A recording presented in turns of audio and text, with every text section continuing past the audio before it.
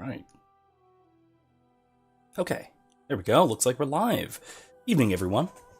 Welcome back to Dragon Age Origins, Awakening. I'm Professor McCoy. Welcome back. We're getting right back into where we left off, and it is a distinct possibility that we're actually going to finish Awakening, the Awakening expansion tonight.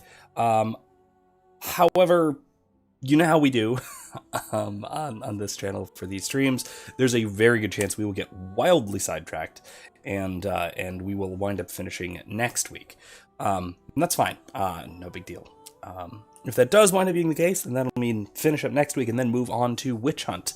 In either case, that means that we are going to be finishing up Origins in the next probably 3 to 4 weeks. Maybe even 2 if things go just crazy, and then moving on to Dragon Age 2. Everyone's favorite. By which I mean everyone's least favorite for some reason. I get why. There's production issues, we'll talk about that plenty, I'm sure. But I still liked it. I love the characters, and a lot of the writing is just phenomenal. Some of the best in the series. In any case, also, I promised on the Discord there was something of a surprise, which is my new chair. I have a new chair. A special thanks and a special shout out to Kevin, a regular viewer who contributed to allow me to buy this wonderful new chair. The old one, as you can see if I lean over this way, is still there. I'm letting it hang out with us for at least one more stream to say goodbye. I will miss it greatly, but it belongs to the cats now.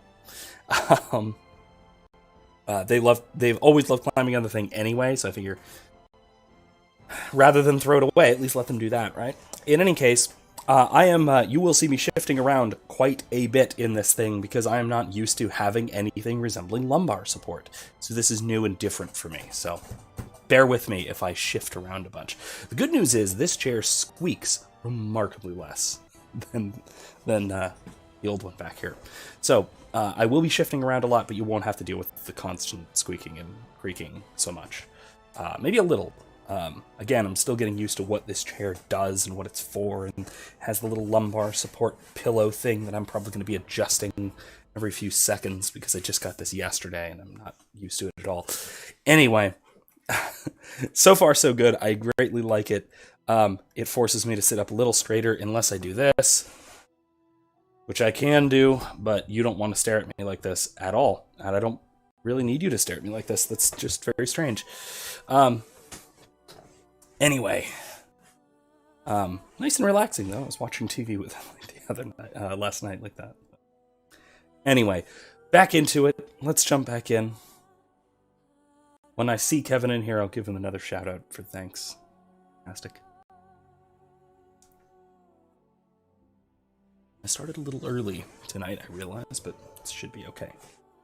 We're on time now. As a reminder, we were just going through and talking about some political stuff. If I remember, we were talking about capital punishment or something along those lines near the end of last week. We were wandering through this crevasse into the deep roads, and we just found our new companion, a dwarf rogue woman, Sigrun. And then also, we were dealing with horrifying Darkspawn abominations that are to be put down and destroyed, because they are horrifying Darkspawn abominations, and I see them ahead of me. I saw that spell effect. Don't think I didn't see that. Yeah, creeps. Hello. Oh, alright, let's just fireball.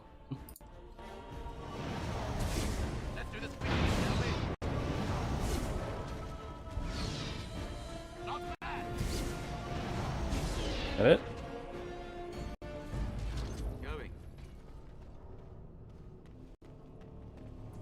A golem. I have a feeling that thing is going to attack us, and possibly all of these are going to attack us. What's this? Token tracing, okay. I have a feeling, I have that feeling. You know that feeling? That feeling when you need to quick save?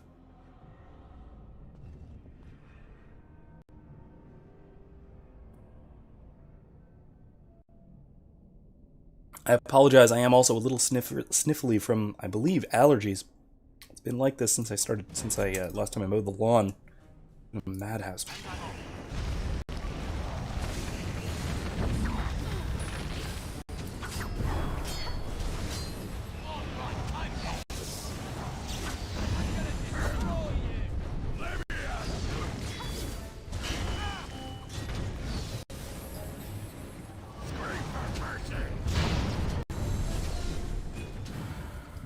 That's it. Got him.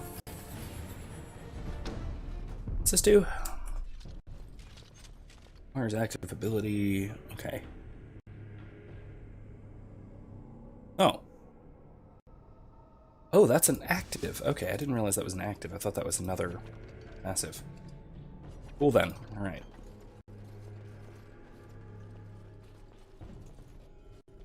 Paragon Herald. Huh. Right, onward. It wasn't as bad as I thought it would be. I thought that was going to be a heck of a fight. This way. Gonna be a bunch of Darkspawn. Yep, I was right.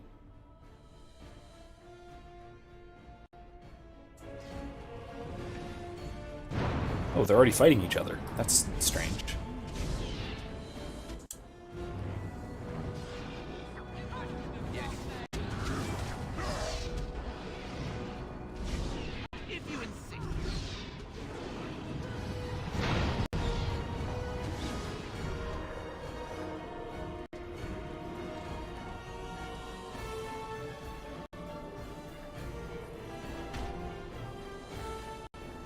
Oh, they're Darkspawn fighting Darkspawn. This is very strange.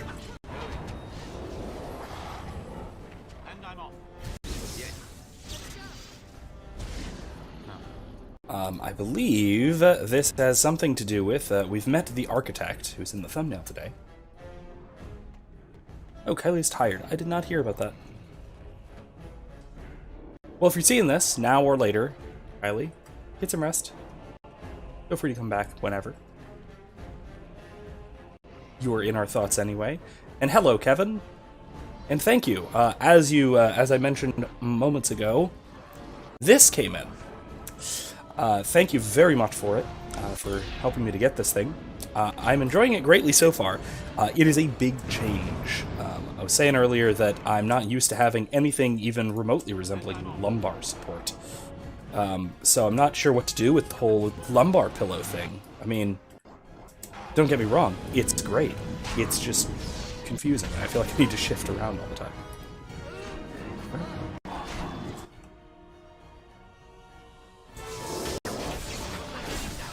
There.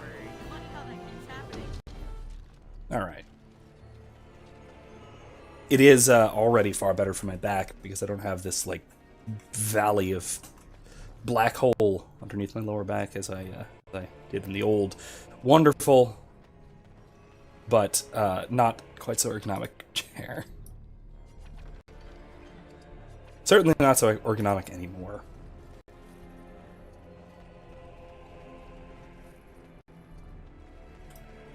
Alright, let's see what's in here. And level everyone up.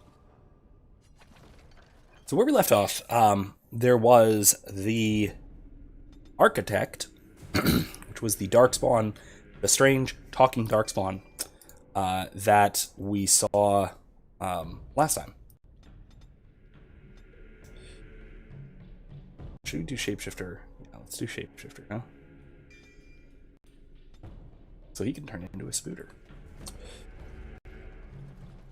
And then we also had the Mother, who was a some manner of brood mother, although she looked maybe human or either human or maybe elven. Whereas the one we fought before in the Deep Roads in the main game was clearly dwarven. Lore-wise, this is just some stuff from codex entries that we've picked up, but I haven't read out because that's a lot of extra time commitment. But the kind of broodmother, so Darkspawn are bred from, oh, that was weird effects. Darkspawn are bred from broodmothers, which are those god-awful, disgusting, many-titted monstrosities, so to speak. And ooh, Cannot let them be dwarf ghosts. forgotten. No! May the stone remember the defenders of Kal Haral, who were born casteless. Died warriors. He wanted them to be remembered as warriors. Warrior caste.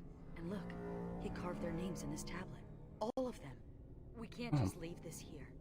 We have to find some way to honor the memory of those who died here. That's good. Sword and Partha. Heavy shield. That's cool. Maybe I'll give that to Justice.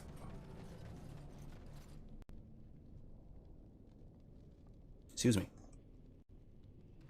Ah, right.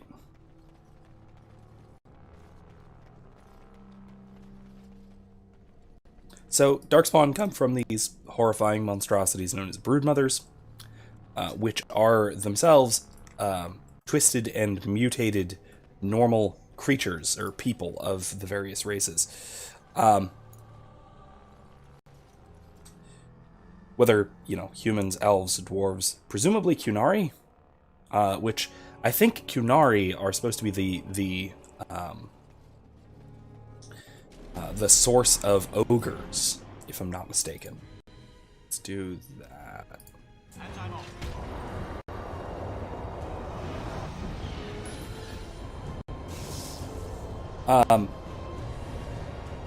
So yeah, that is sort of where Darkspawn come from in the lore. We don't, like I said, most of that comes from codex entries that I haven't really been reading out. The current broodmother that we're sort of chasing after, in a sense at least, appears to be a human or elf. I don't remember exactly. Fail. You got it? Nice.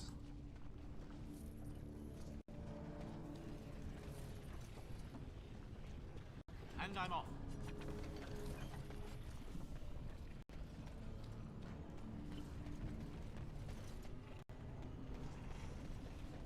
Right. So we're, that is, I believe, one of the, factions here. So it's probably, if I recall, the mother, this broodmother, this human or elf broodmother, versus the architect. Whoever that is, which we'll probably find out about tonight. I know, I have done this before, it was a while ago, but, very closely related to the main quest of the game, actually. So happens. Inventory full. Crap! Alright, what can I get rid of? That thing. Steel, too nice.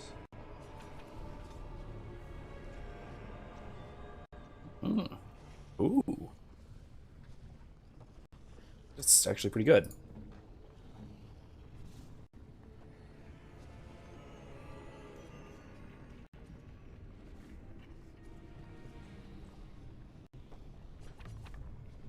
That looks cool. I like it. Alright.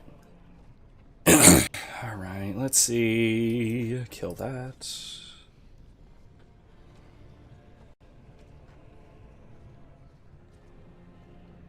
Or the stuff I can just get rid of, or what?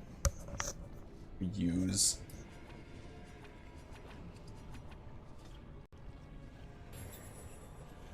Okay. Another golem.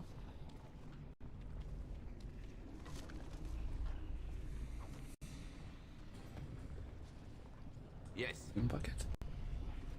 That's weird. Lyrium. The Chantry has a monopoly on all lyrium the dwarves mine. They kill anyone who tries to get around it.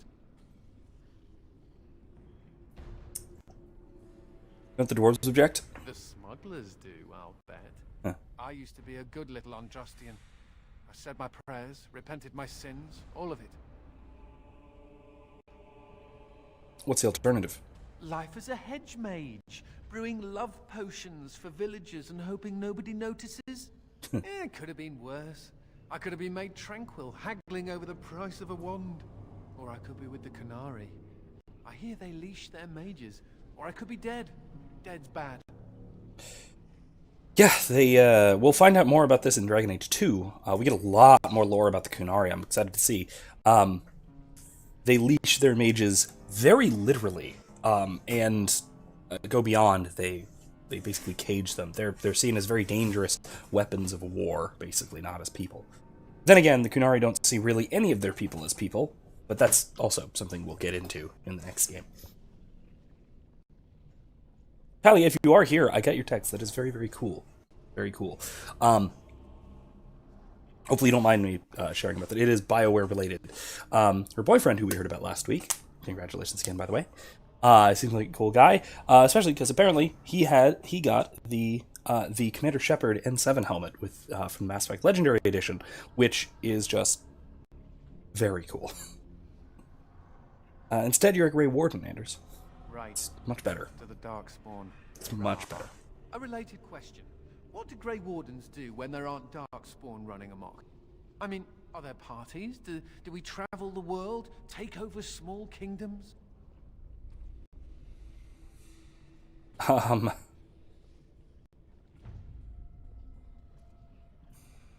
We become forgotten and die young. That's pretty much right.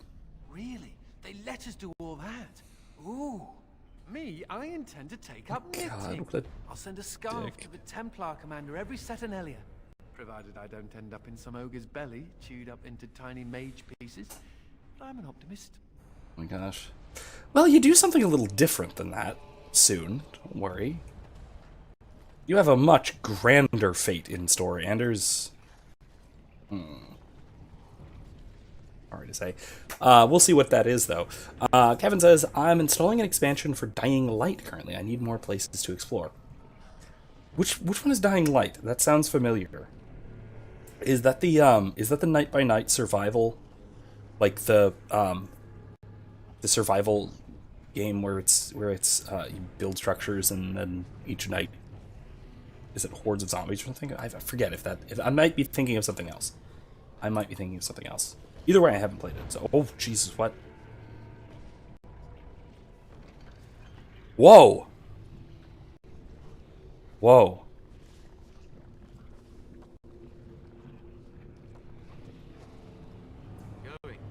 Huh.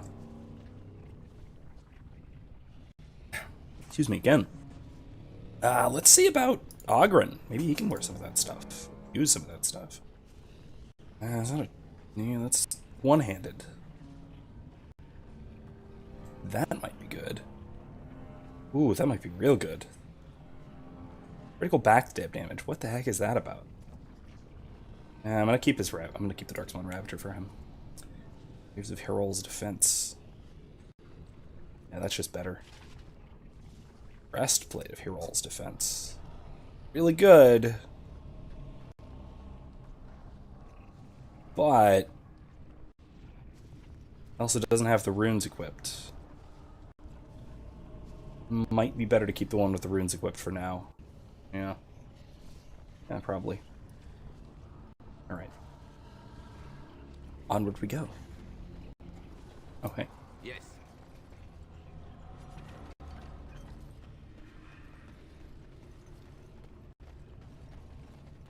Another thing I mentioned, which I don't think I mentioned last week. Oh, okay. So Kevin's. Oh, yeah, zombie game. It's like you're in a city doing a lot of parkour, killing zombies and thugs, helping survivor communities with tasks. Sounds familiar. I haven't played it though. Excuse me. I don't do a ton of like survival horror games, not usually.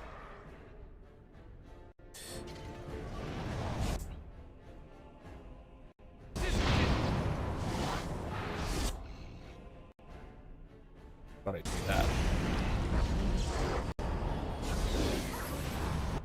Steal your magic.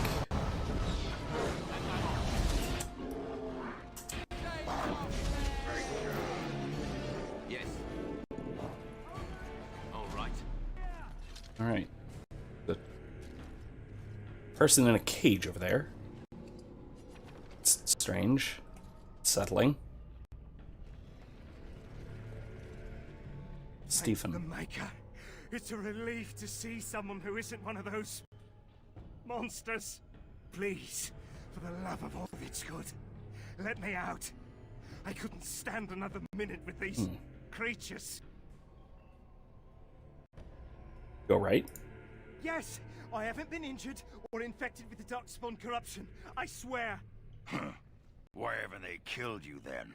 And what are you doing here in the first place?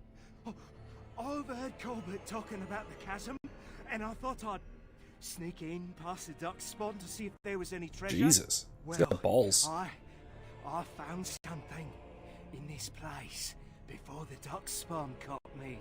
You thief! What you have belongs to the Dwarven people. Well, they weren't here to defend it.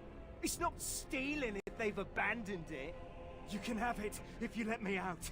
I don't want it anymore. It's caused nothing but trouble. It's an interesting point. It's actually difficult to say. So there's the legal proprietarian principle of abandonment, right? So if you abandon property, it can be justly homesteaded by anyone. Anybody can make use of it and claim it as their own.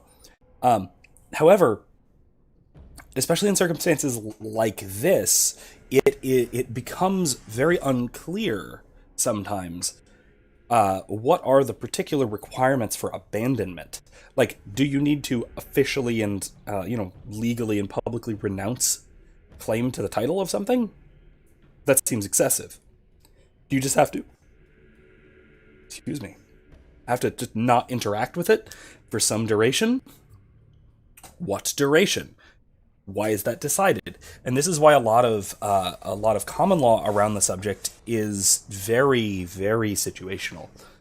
In a case like this, it becomes even more difficult because it was abandoned, because it was attacked by what amount to wild animals, by creatures. And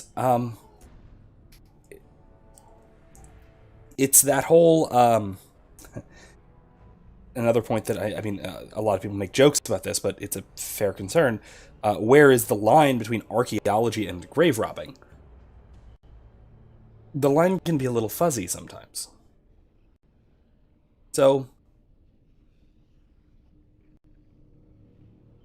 yeah, sure, deal. You can get out. We can take the dwarven artifacts. Sigrun can even have it. My life is worth more than this. Take the blasted thing. Good, you're free. Try not to get killed. Thank you. Thank you a million times over. What was it?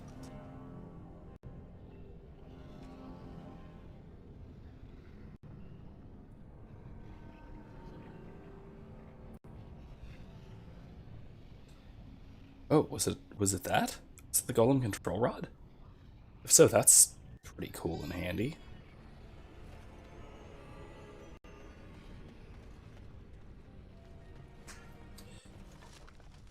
Anyway, one of the things that I was talking about on the stream a little bit on, I believe on Monday, but not last week. I hadn't gotten to this last week. Maybe I did. I don't remember.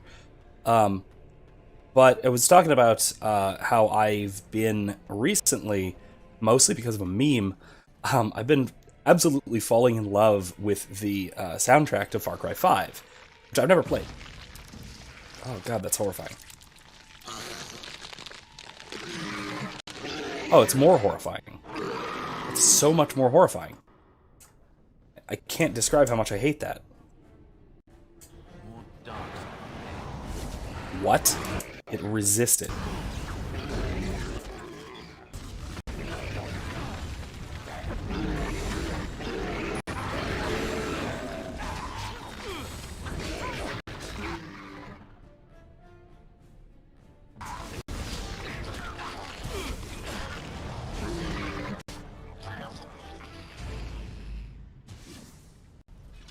Well, okay.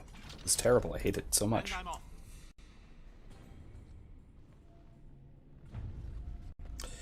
Anyway, yeah, I've absolutely been falling in love with a lot of the music from Far Cry 5, with the whole bad guy faction with their how do I describe it? Their backwoodsy anarchist aesthetic. I am, of course, told that they actually do have, there is some evil to them in the end. So, I can't simply sympathize with the villains of the game. And I've been actually thinking very hard about playing it. Possibly on stream, possibly after Nier. It's also currently on Steam sale for a good deal, 60% off or something. And I've been talking to people about if anybody wants me to play that, if enough people want me to play that like next, like after Nier, I would be happy to do so. Particularly if somebody wants to get it for me. Or contribute towards getting it for me, or whatever the case might be. If not, I may still stream it at some time in the future, but it might be a little ways down the line is all. Oh god, that's a lot of them.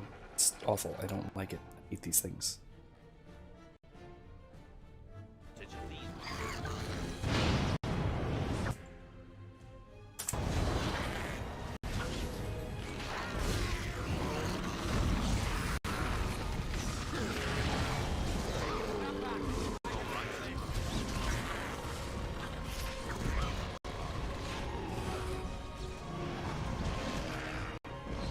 Can't reach that from here.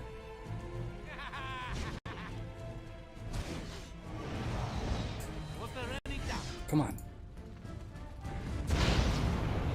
Okay, got him. Like I said, I've heard a lot of good things about the game. I love the aesthetics.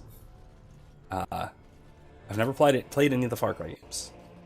I don't know exactly what I'm in for, but from what I've been told, it does have a lot of good content that would be that might be worth discussing as well. So that might be worth doing.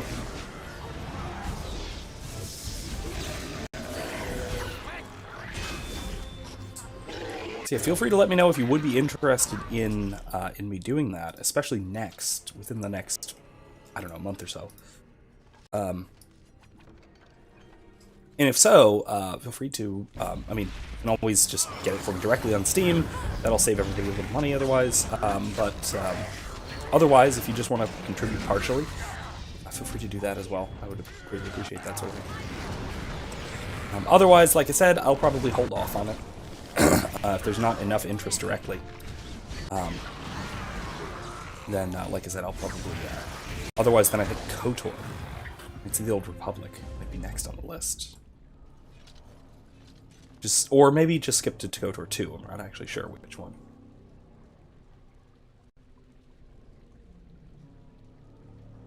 Far Cry Primal, Kevin says, is the only one I've played. It's pretty fun. Like I said, I haven't played any of them. I know the basic premise. I've heard really cool things about 4. Especially like the alternate way of playing through kind of thing. That at the beginning you can, join the, I guess call them the bad guys if you want, the dictator of the island or whatever. Which would be neat, and that would just be, that's an entirely different quest line through the thing, or something like that, which could be really neat. Boom.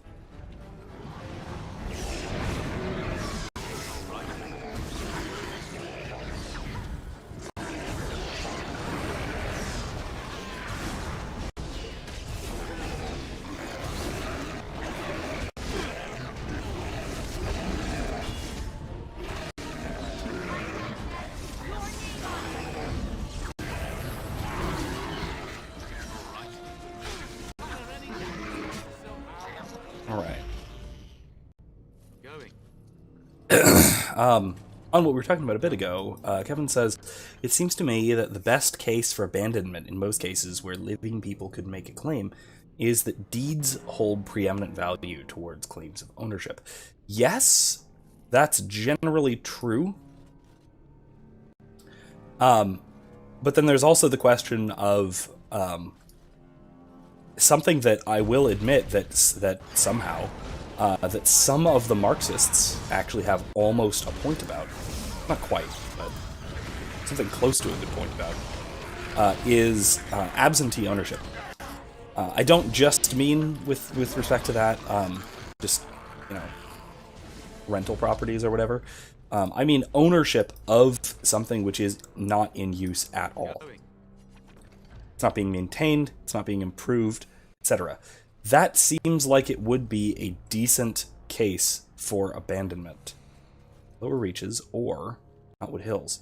Wait, this is the way out? That's weird.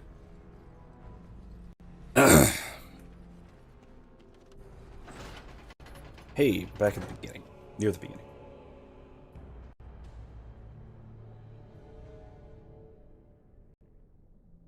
Check that out. Or sorry. Anyway, I was saying we need to go check out the southeast of there. Often muted. Before continuing on down.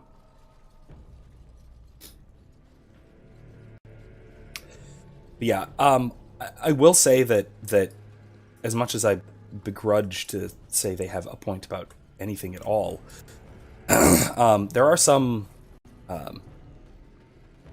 communist types, usually the more anarcho-communist types, who have what approaches a solid point about absentee ownership. Of course, they usually mean, when they say absentee ownership, usually what that means for them is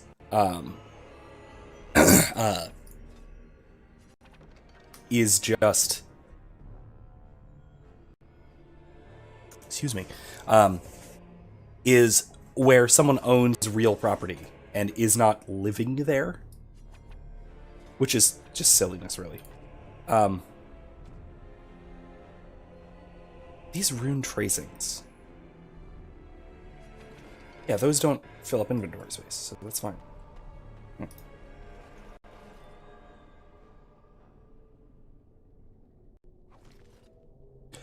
See if that'll fit Ogren well.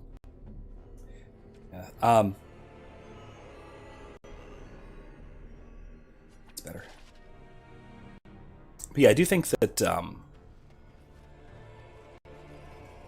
communists are not they don't typically have a good point about really anything. But I will give them credit where due when they're talking about absentee ownership to an extent, right? Of course, they extend it to absurdity, to absolute absurdity.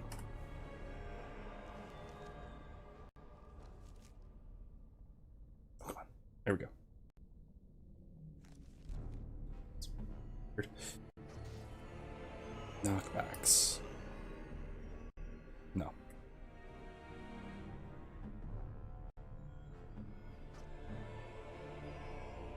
See if I can get rid of some of this stuff.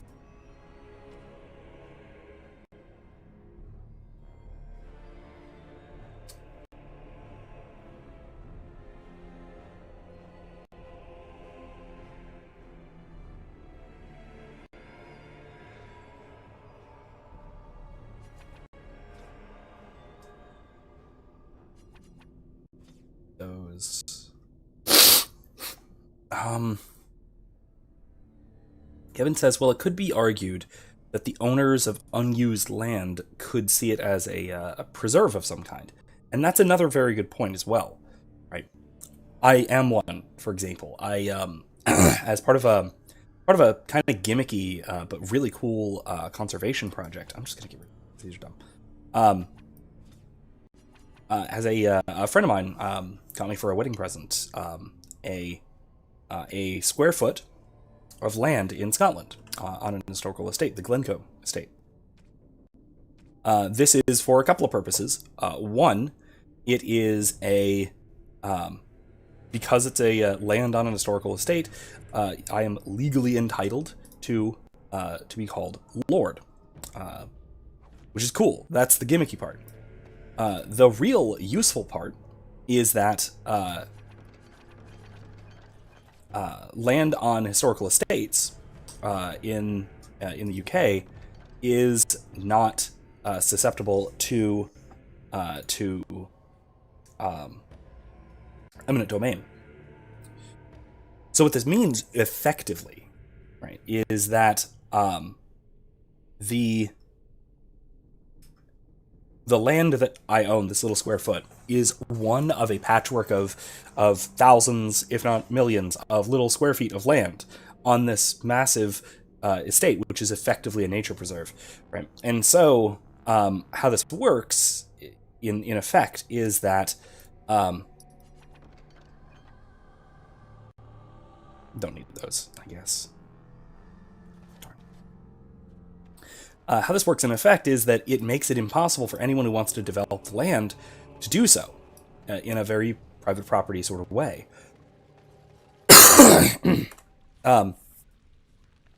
And this is a really, really, really neat use of, or this is a really neat way of preserving land, is to sell the titles to these tiny little patchworks of plots to countless people, different people all around the world. This is interesting. Oh, wait a minute. Stop. Undo that. Crap. What have I done?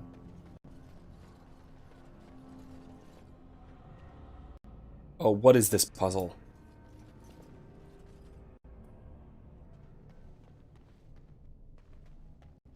Okay, let me see.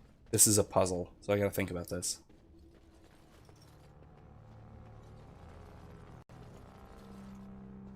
What happens when I touch it? Okay, just activates. Okay, oh, that did it. Oh, it switches them. Oh, okay, cool. Okay, so switch that one with this one. Going. All right, that's right. Now switch this one with that one. I did it? Yay, I did it! Neat.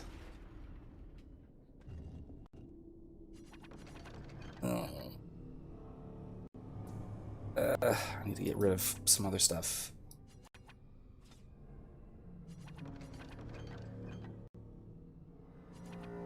No. There. All right.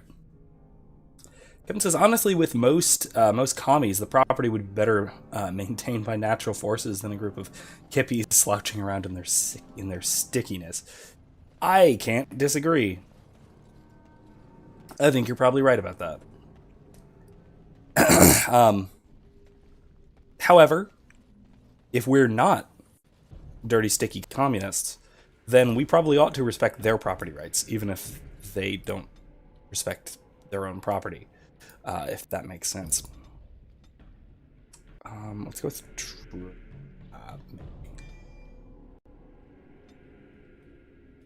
I need cunning. Never mind. Hold on.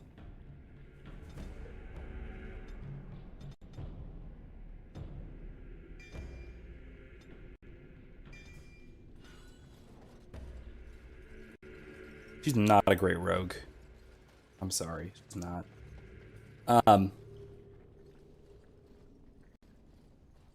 But yeah, we would then have to defend their property rights on for our reasons, for the correct reasons, not for their idiot reasons, which is, we are squatting here and we smell, or whatever.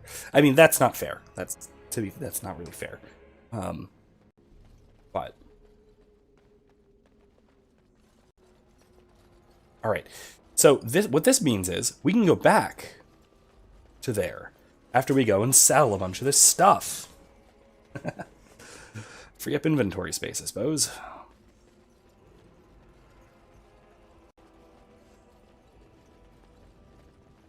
So I can't tell. Is this some of that that hateful extremist content yet?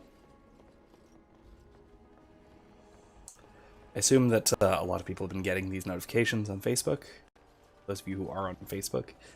I have not yet, as of the start of the stream at least. What are you doing tonight? Sleeping. Oh God. Alone. With a knife under my pillow. Hot. Honestly, Ogren, what's the point? I'm in the Legion of the Dead. Nothing between us will last. Exactly. All the fun, none of the commitment. I agree.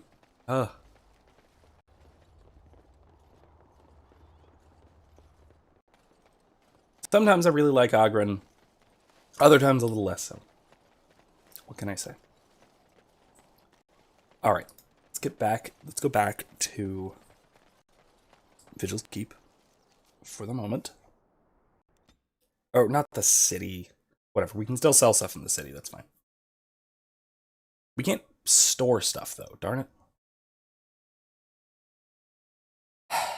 Oops.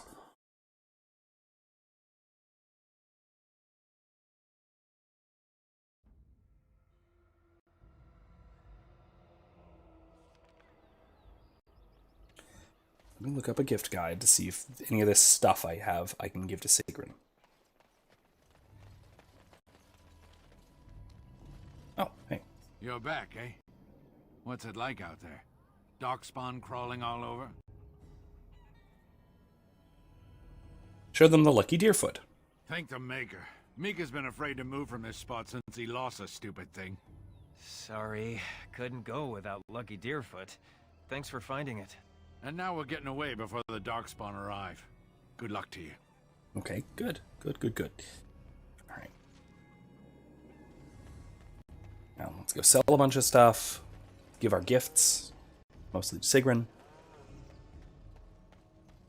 A bunch of stuff that is for her, I think.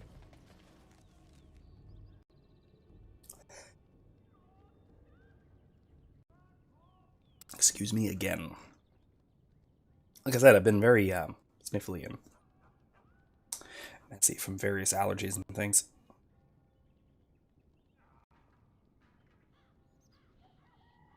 Alright, let's see. What is all this stuff?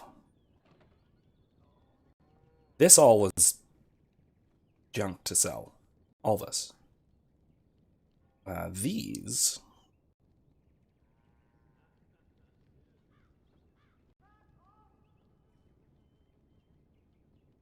Nah, that's for Justice. I don't have Nathaniel with us. Ogren. It's for Ogren.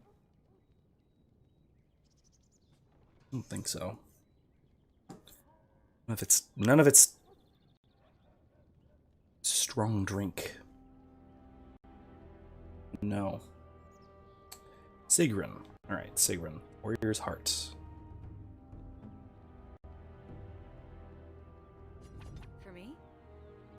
Wow. Toy Chariot. For me? Oh, wow. This is a spyglass. My friend Varlin told me about them, but I didn't know they were so shiny. He said that on the surface, a spyglass lets you see things that are leagues away. May I keep it? I know I shouldn't. We're not supposed to have belongings in the Legion. Well, Grey Wardens are allowed to have things. You're going to be one of those soon, As you right? say, Commander. Thank you. I mean, we were probably not supposed to have that conversation until after she became a Grey Warden, but whatever. It's fine. Alright, let's see. Potted plant. Oh, how nice. No globe. Oh, how nice. Soap on a rope. Oh, how nice. These are the weirdest gifts. Some of this is for Balana. Some of this stuff is just for anyone, I think.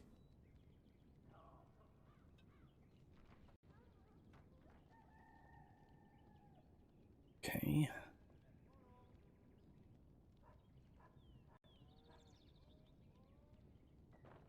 Ornate silver bowl, is that for someone in particular? No. What? Oh, it's for Valana. Okay. So is the greenstone with the whetstone. I didn't see that on the list. Nathaniel. Okay. Alright. So that's progress. All right. Ooh, fingers twitching, so much shiny. We can buy anything you want. I know better than to nick any of this. I was just remembering. Growing up castless in Dusttown, we took what we could get, when we could get it. But that doesn't excuse what I was. A thief and a lying rotten duster. Hot. Dude, really?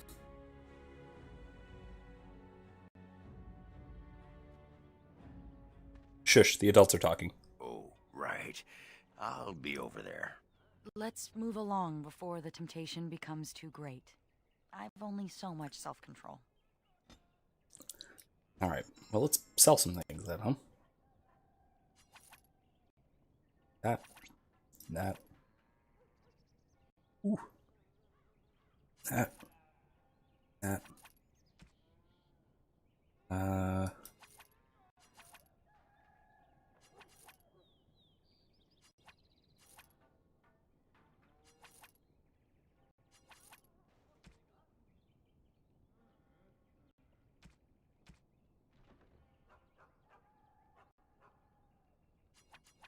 Wow, that's a lot of gold.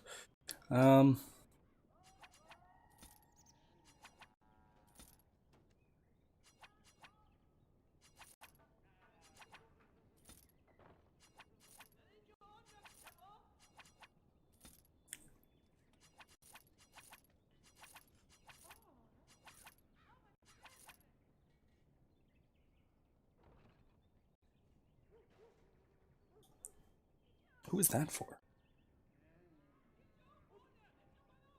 Didn't actually look it up. Anders. Oh, Anders. Okay, we'll give that to Anders.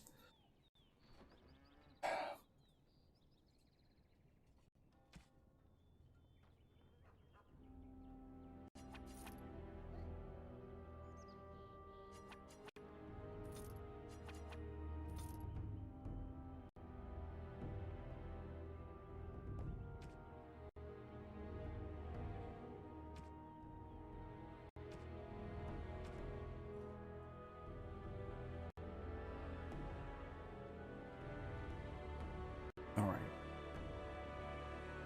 That'll do well enough, I suppose. Let's give those bracers to Anders. So we'll head back. Right? I mean, we can put things away, I suppose, but...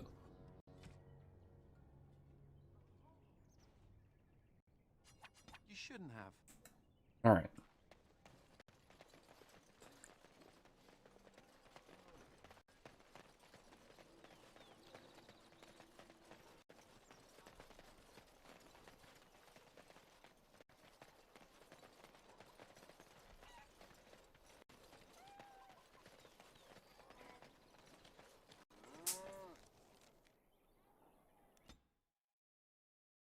Head back to the keep.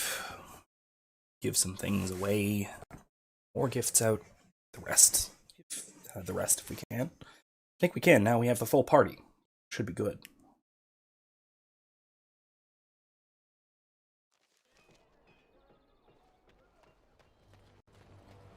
I have more of that Szechuan beef jerky I made last time. I could light your breath on fire.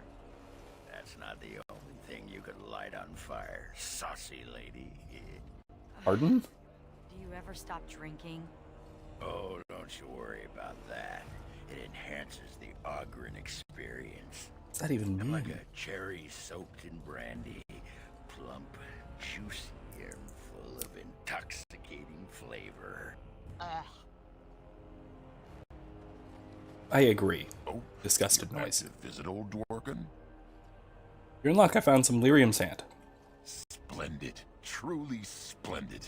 We've enough lyrium sand to keep us busy for a long time. Thanks for your help. Please, take these. Use them to give those beasties a what for. Crazy. Alright. This chair even has a little prop-up footrest that I'm also still getting used to.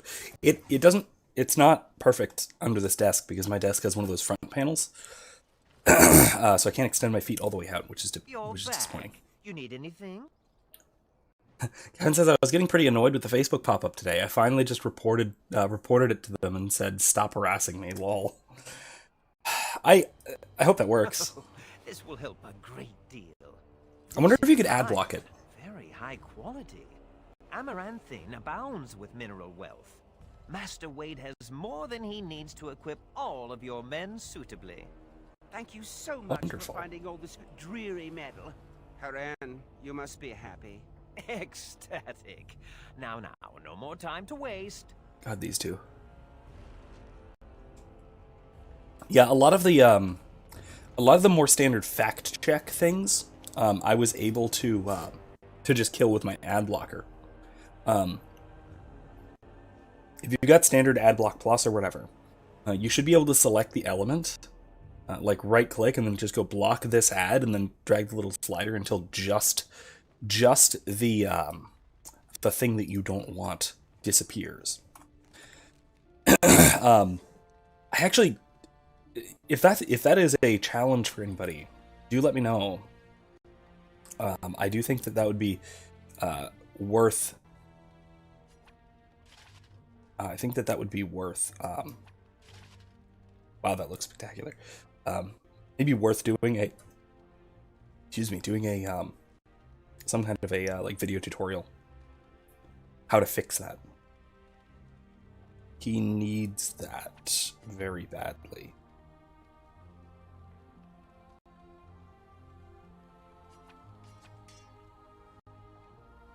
Girdle of Kalharal.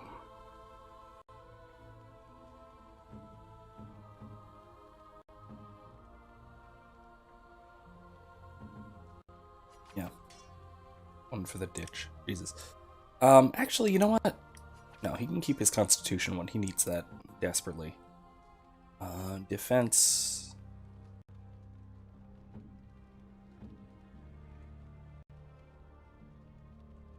Ooh.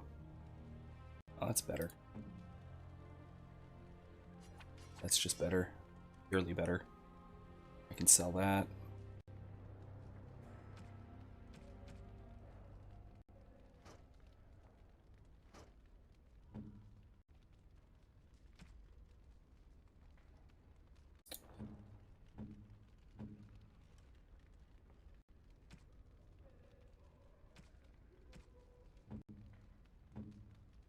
Justice. We have a thing or two to give him. Like the lyrium ring. What is that sound? Such beautiful singing. The stone within this ring. Is it lyric? You found it. Just as I asked of you. I am most grateful. You're welcome. Of all the things I have seen in this world, this is the most precious. I shall keep it at my side as a reminder that even in misfortune, good can be found. See, I really, really like Justice. Like I said though, I am not nearly as big a fan of Justice in what happens to his character development, let's say, in the next game. The Mark of the Divine, I guess we can just get rid of that then. Or at least put it away. The Lana.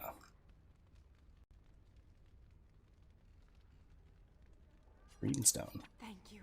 This is a lovely gift. Oh. Nathaniel. Whetstone. This is nice. Alright, that's it. Kevin says it stopped after a while, but it was likely just scheduled. Maybe.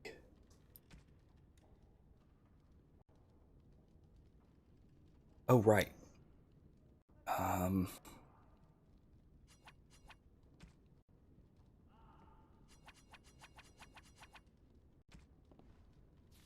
Wanted to check. Be good for Justice.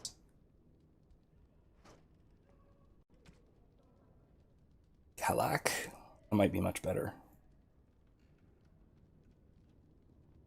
Critical backstep. That's why. Maybe for Sigrun? Can she use those?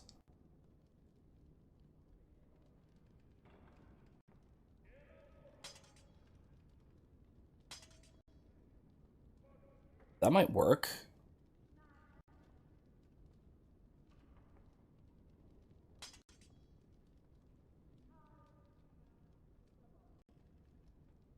Yeah. Yeah, that'll do.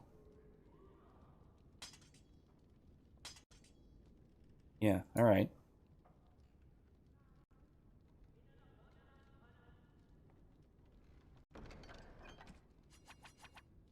Oops. Might need those at some point.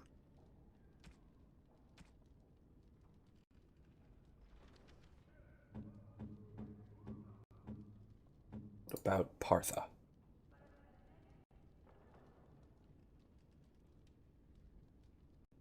Yeah, that's just better. Strictly better.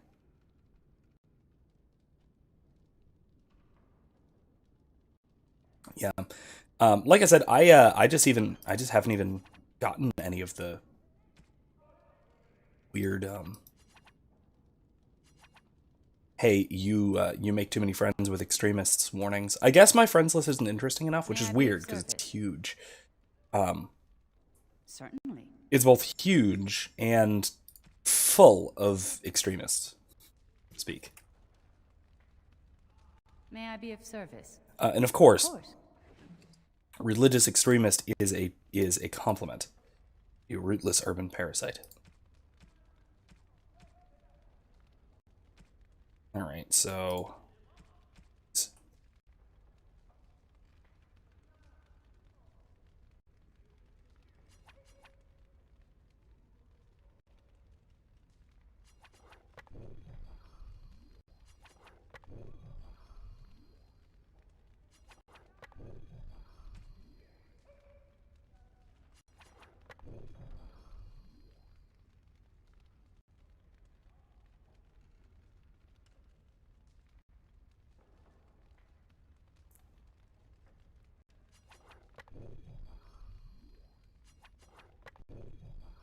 okay. So I need 6.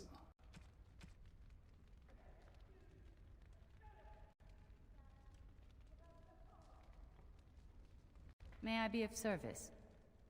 Of course.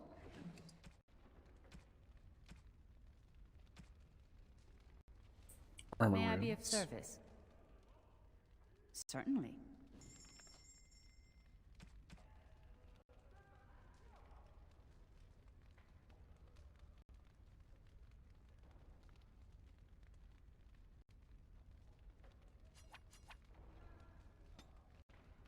So let me see.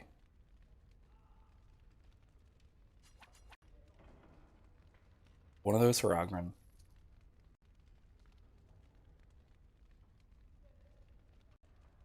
One of these for Ogren.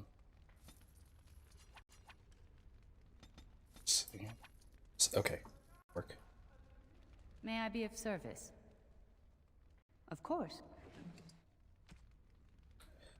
This is Ogren, so he needs a Stout rune. Tempest, Unity. Sigrun needs these other 3. Cool, good. Let's get out of here. Finally. Same group. Because we're going right back to where we left off.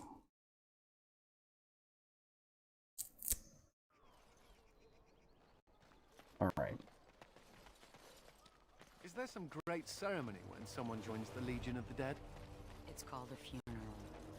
Right, but is it boring and somber like a regular funeral? I mean, you're not burying anyone. This is true.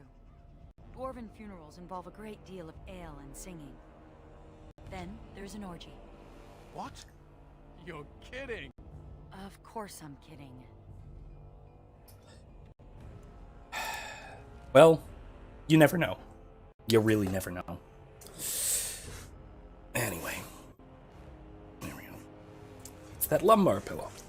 Again, it's great, but I don't know. Is it supposed to be all the way down at the bottom? It feels like it should be up a little bit, but I don't know. I don't know what my lumbar is supposed to feel like. It just has always been unsupported my whole life.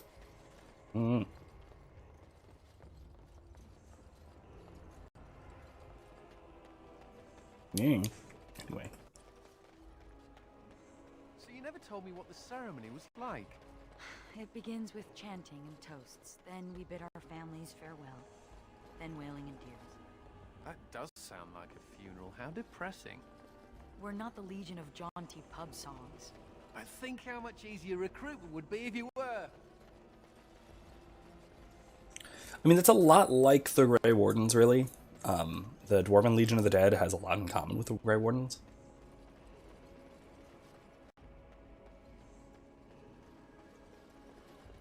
So, here's a both a philosophically important and also important for the sake of a gameplay decision that's coming up either this week or next week. Probably this week, honestly. Making good progress. Is the Grey Warden's task to fight and defend the world from the Darkspawn or the Blights? Because these are slightly and subtly different.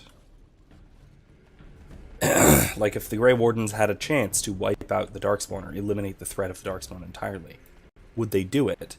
Or if they had a chance to... Suspense is killing me. Let me put it this way. If they could choose between ending the Blights or killing more Darkspawn. Wow, that's terrifying. Which would they do? The architect sends many, but does not come himself. He is a coward. I will kill you, and he will know that he has failed to destroy the loft. He will know that the mother will tear him apart. Ugh. Jeez. Who comes now? I can feel you, but you are no Darkspawn. What trickery is he planning? You will die, as all who serve the architect will die. We definitely don't serve the architect. Mother demands it. Inferno Golem. Okay, that's... I don't like that.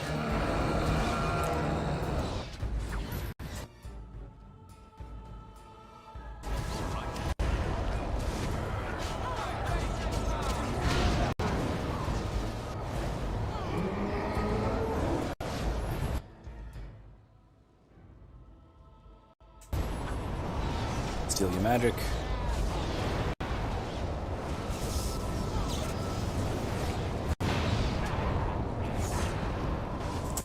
Crap.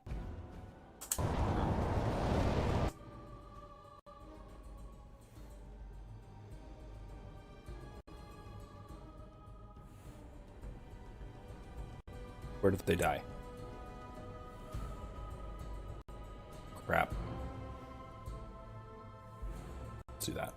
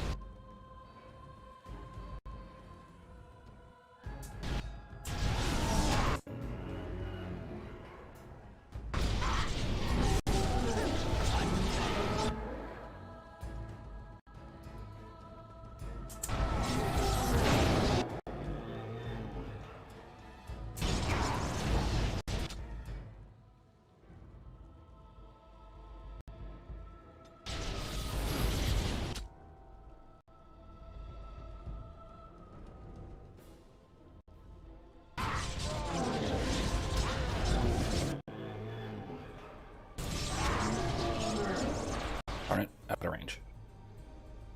Okay.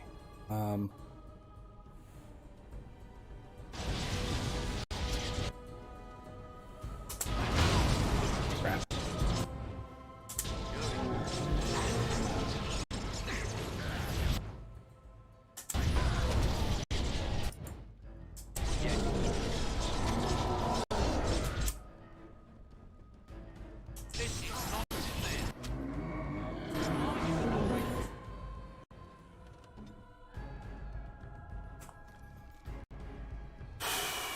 Okay.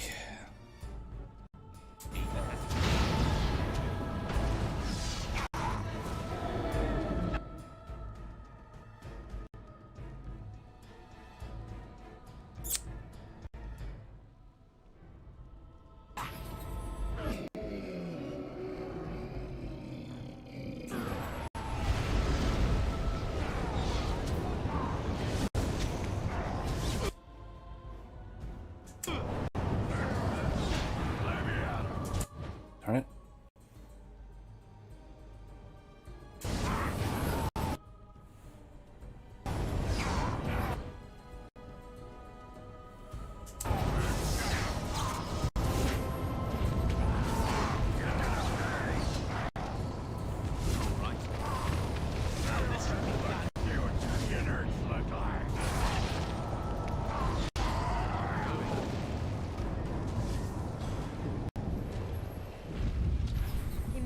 Protecting the broodmother.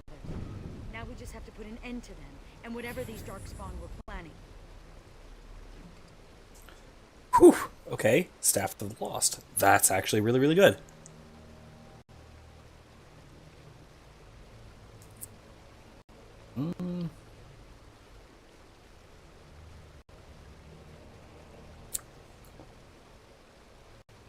Not my favorite.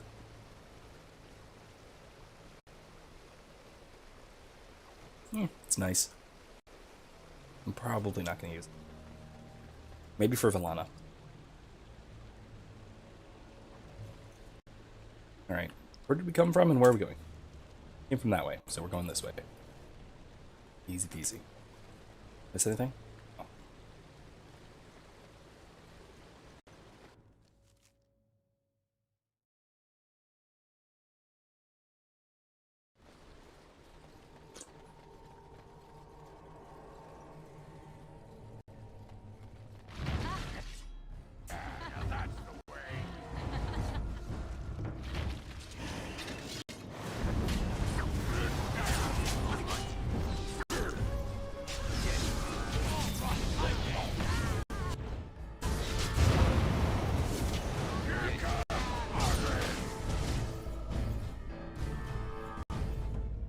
Tentacles. I bet there's going to be more.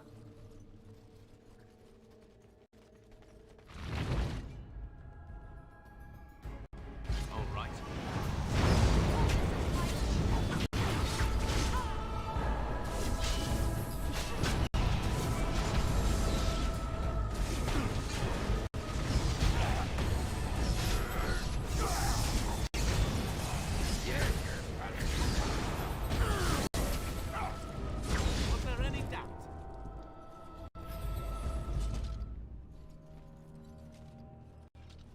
I still have that healing aura up, don't I?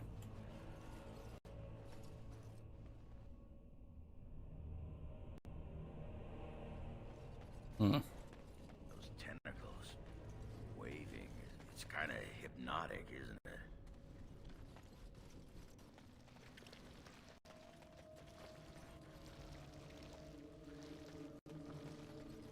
it? Apparently can't get through there.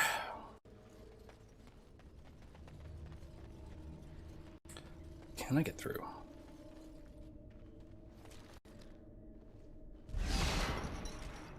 Interesting. Oh. That looks like lyrium.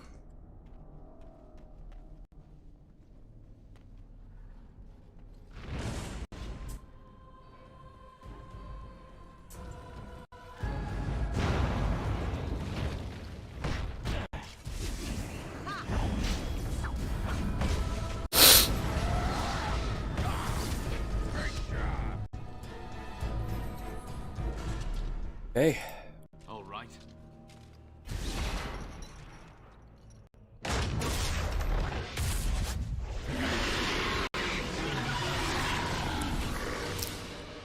Jesus. We did it. If the rest of the Legion were alive, I know they would honor you in some way. I'm sorry so many had to die. I used to wish I could get away from the others. Now I'm all alone and I just want them back. Silly, isn't it? Yeah, that didn't look like Curious is the that we mother. seem to be caught between two factions of Darkspawn. I've never heard of such a thing. The Darkspawn are by nature vicious, and they have always fought amongst each other. But for there to be two organized factions, this is something else. I've heard of the mother. She sent someone to kill me. Oh, well that's just typical, isn't it? What will you do now? Oh, I'll probably disappear into the bowels of the deep roads, never to be seen again. One good thing about the deep roads is that you never run out of Darkspawn to fight.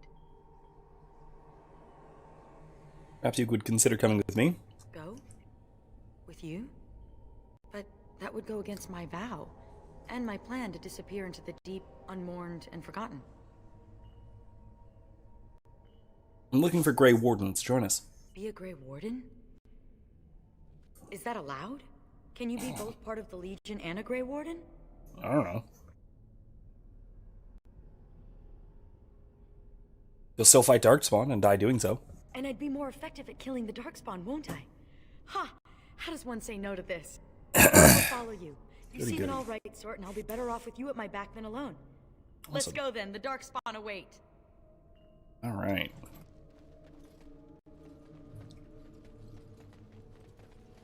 Okay, that means we can go and do Sigrun's joining. Get the heck out of here.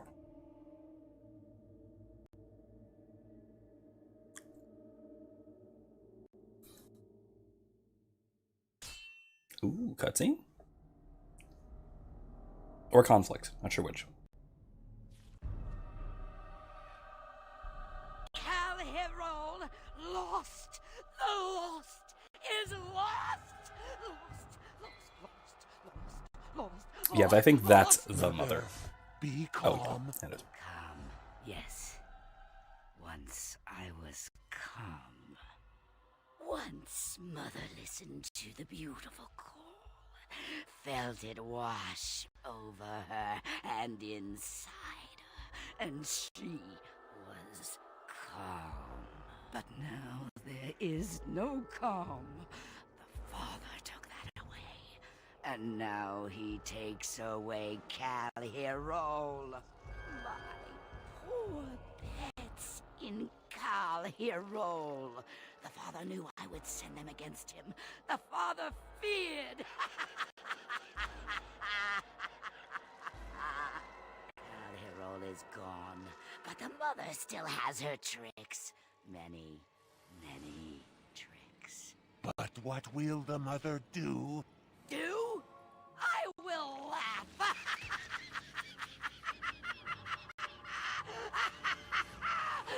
And then I will wait.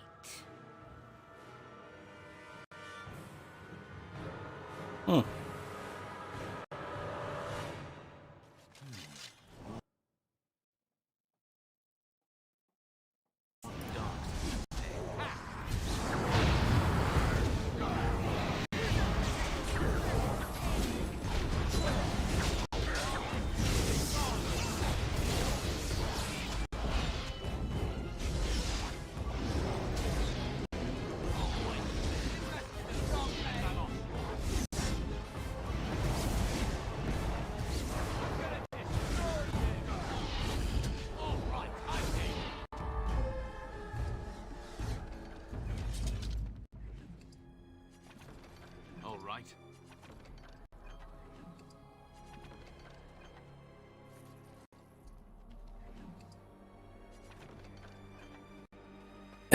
So yeah, the mother is some manner of talking brood mother. A formerly human one. She is referring to the architect, I think, as the father. And Yeah, it's just getting weirder. I'll say, Dragon Age does a great job of really disturbing imagery in a lot of its monsters.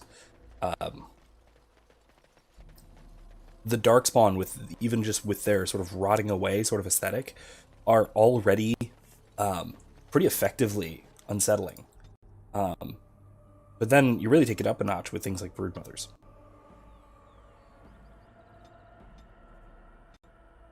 Yeah, that'll do.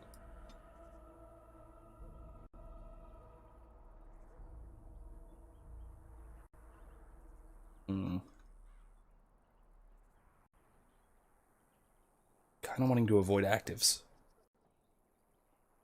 That one's active. I only have like 2 spots left. You can't see because it's under my body down here, but I only have like 2 spots left to actually put abilities. I'm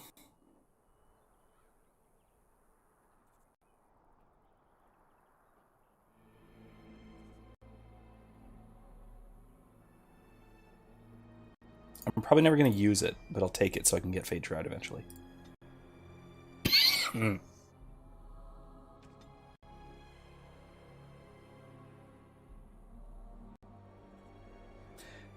me.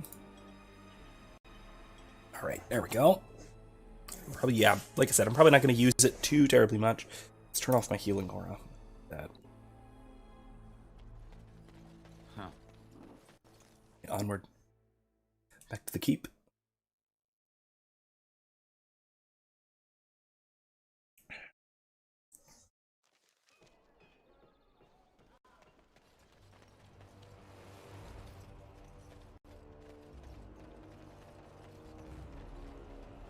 Yes, Commander? I found this golem shell in Calharol. Oh, I simply must do something with this. So unique, so rare. Yes, a breastplate. Here, take this. These are a few knickknacks I need to begin my work. Find them soon. I simply cannot wait. I don't actually know if I'm going to do that, but we'll see. I'm not going 100% completionist for like collection side quests this time. Did we already do this? We did, didn't we? Into the deep roads that way. Let me see.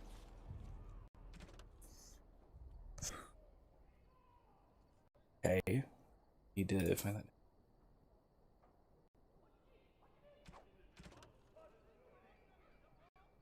I didn't do that. Would. Didn't do that. Maybe I should do that one. That's actually one I should do. Maybe. Maybe. Less important. Innis the Botanist, I think that one actually has repercussions later. So maybe I'll do that one. Okay, Tilda's part. Tell Alma of her husband's death. I still haven't been able to find her. This is annoying. Better reach children. Poison. I thought I did that. Valana's joining. We still haven't done that. Oh. Speak to Agrin about his family. Okay. Justice for Kristoff. Aura. I'm going to do that too. Sigrid's joining. Okay.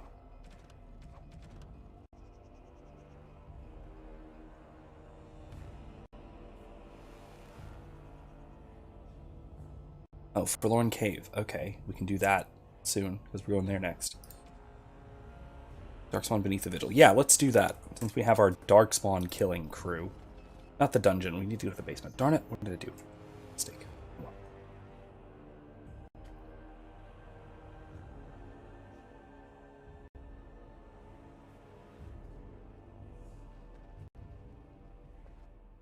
Back up.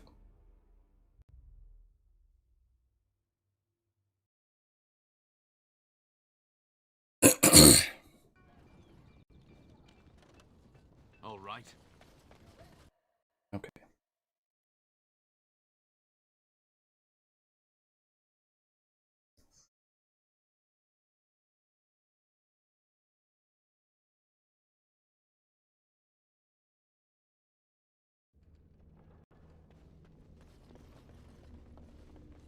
What's it take to get that cold heart beating for Ogren? Not this again. Come on. Don't tell me you wouldn't like to feel hot blood pumping through those dead Legionnaire veins.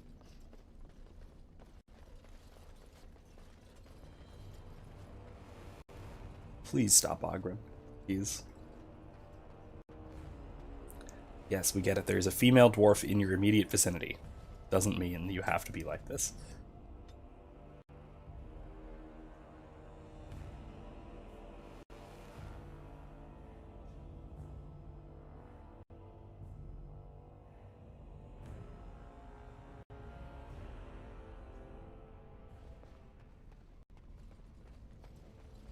You should let Sir Pounce-a-lot out more. Must be stuffy in that robe. Out?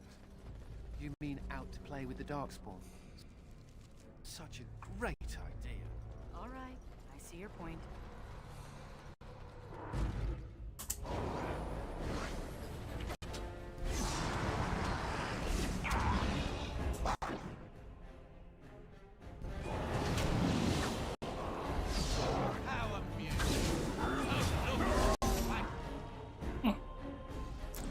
Oh, they're very close to the castle basement. Miriam.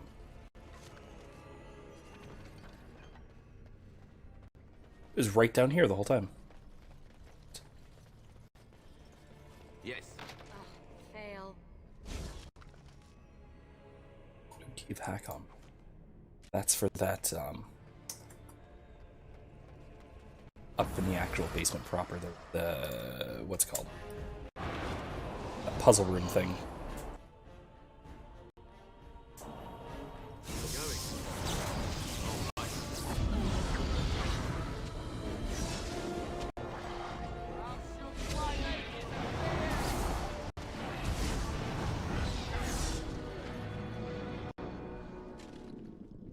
Cool, you broke him in half. Shattered him, really. Oh. Gem mine.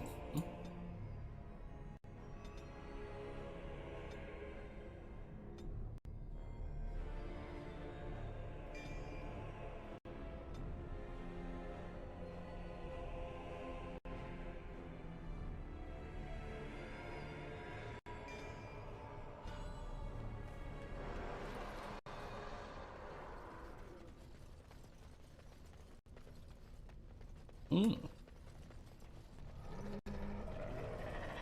Yes.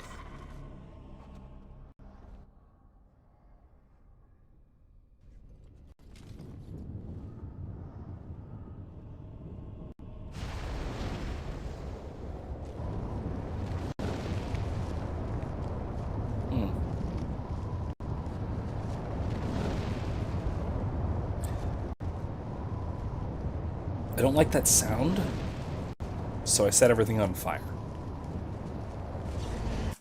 Oh, hi.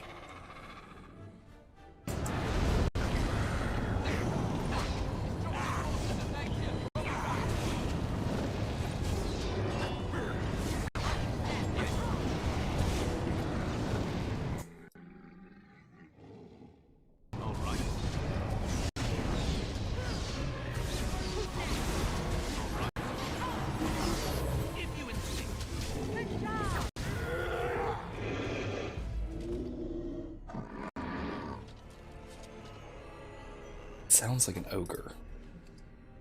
I don't think it is, though. Alright. Willpower. Yeah, willpower. One mana.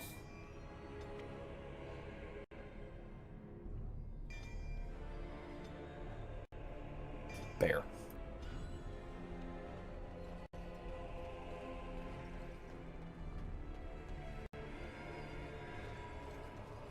Never any sure.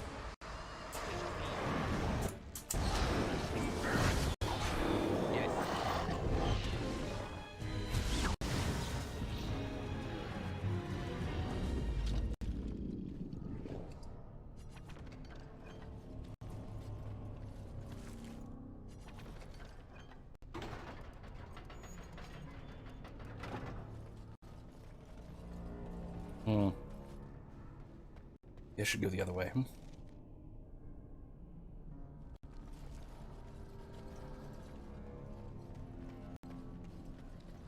Oh, that's why. It's blocked. I can't.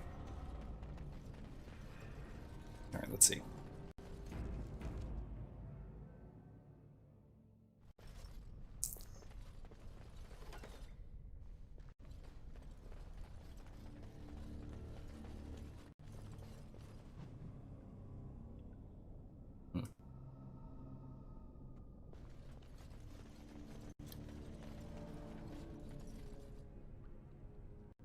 Interesting. I want to step into the middle of this. Oh, but it seems I have to. Okay, cool. That's good. Ow.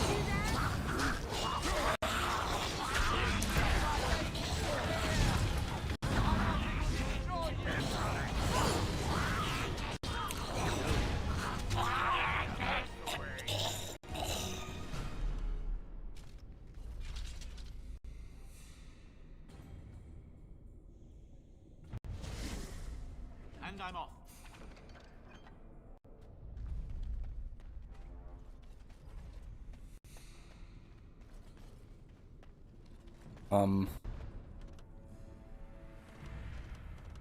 Can't click it. Can't interact with it. That's weird, but alright, I suppose. It looked like those ancient barbarian statues, the ones that were the petrified people in the woods. What it looked like. That's interesting. Ah. Yes.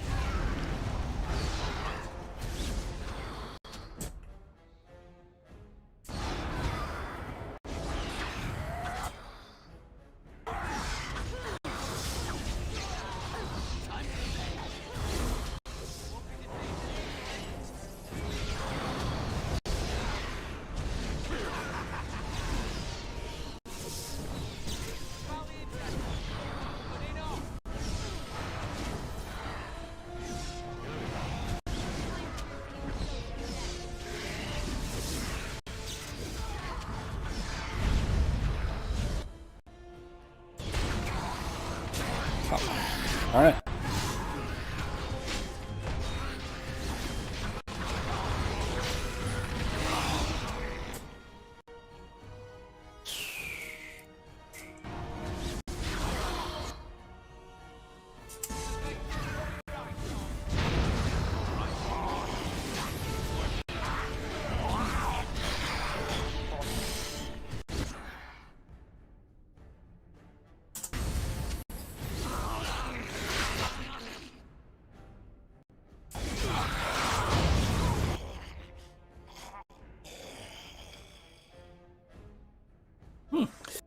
Excuse me again.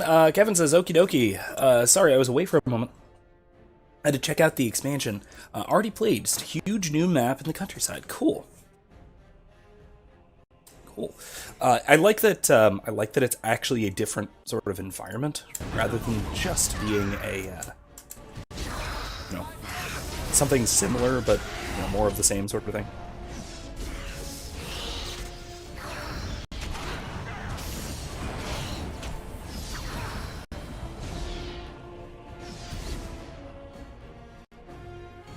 Good.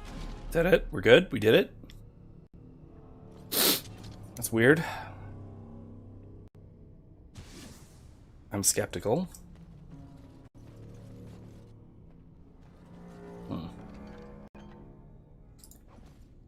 Valuables. Right as I was crossing that, I was very, very concerned that I was about to break the fire tether. It was going to do something horrible. But looks like it didn't. Looks like it was fine. Earthen cinch. Yeah. It's pretty good.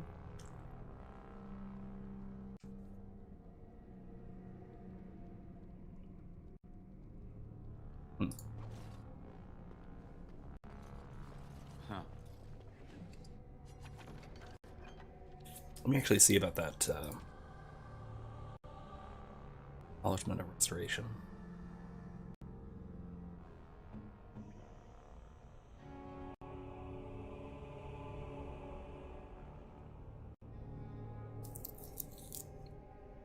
Yeah, that's probably better for him.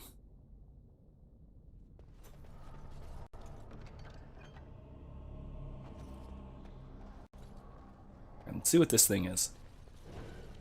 Apparatus.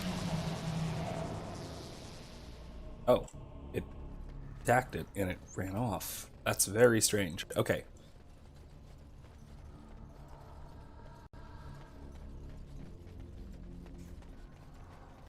Honestly, I don't remember this quest, like, at all. I may not have actually done this when I played through this DLC. It's the first time I played through Origins. I didn't actually play this. I didn't play this DLC. Oops.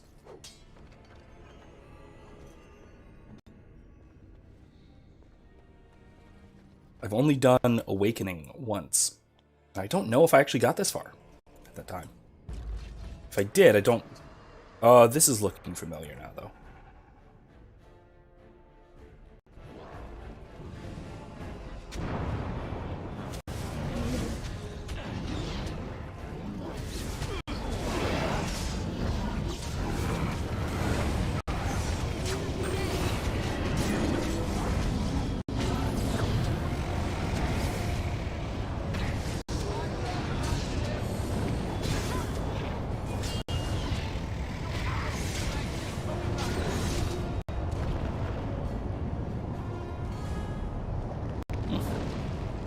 Yeah, this is now starting to look kind of familiar. Ogre Commander is just past one of these funky little barricades. Yeah, that's... Alright. Sting. Hey. Maybe for Sigrun.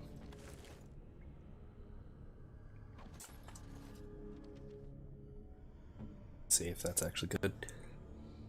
No. No, it's not.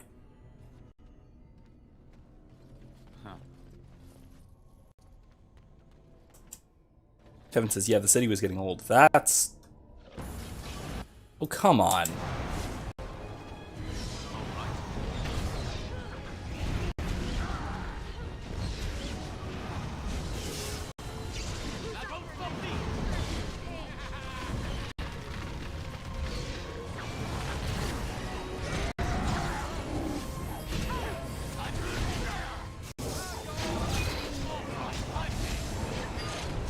Did I miss? I missed.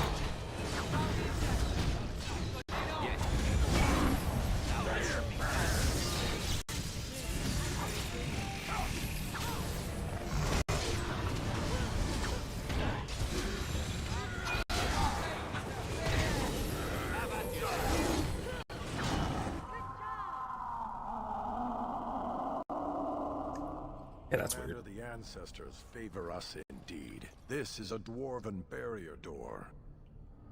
Before old Calharol fell, she nearly had it complete. Only the mechanism needs work. If they'd only had a bit more time to finish, Orzammar wouldn't be all alone.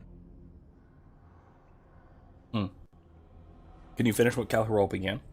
Won't take me long to fix up the mechanism. Poor sods were nearly done. This is proper dwarven engineering. You stand back now. Should buy us a few years. A decade if we're lucky. That'll give us time to devise a more permanent solution. All right. Yeah, let's go back to the keep. Of course. Then we'll head on down to the that weird ritually room with the Avar statues.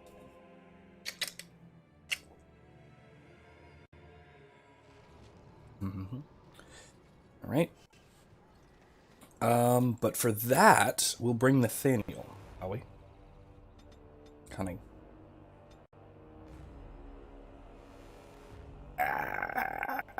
Okay.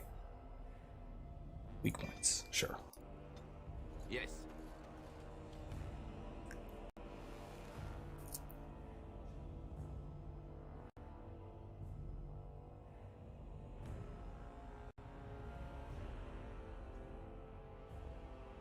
May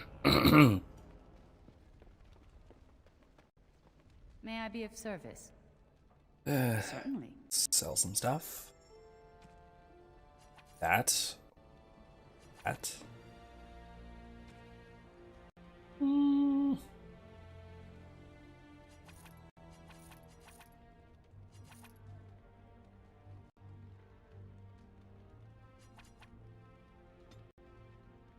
can sell both. It's fine.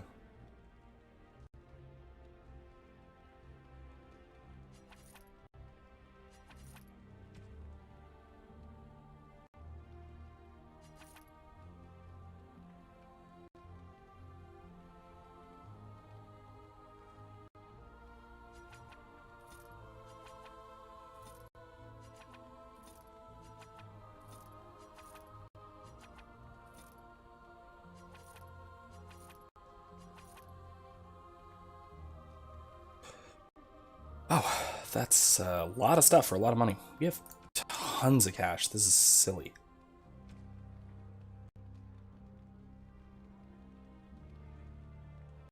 All right. There's a golem. This is a chest of belongings once owned by the man whose body I now inhabit. His essence lingers upon these objects like dust. A little creepy, isn't it? Or you can feel it? I can even hear it whispering his name into the ether. In the Fade, nothing outlives the spirit that... Oh, we already heard this last time. Here, everything does. This world has fingerprints on top of fingerprints. Witness to beings long dead.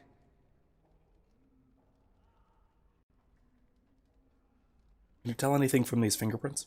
How does one describe a sensation? I have no words for it. The man who owned these things was a great warden like yourself, yes? We intend to avenge him? You want vengeance? He was wronged.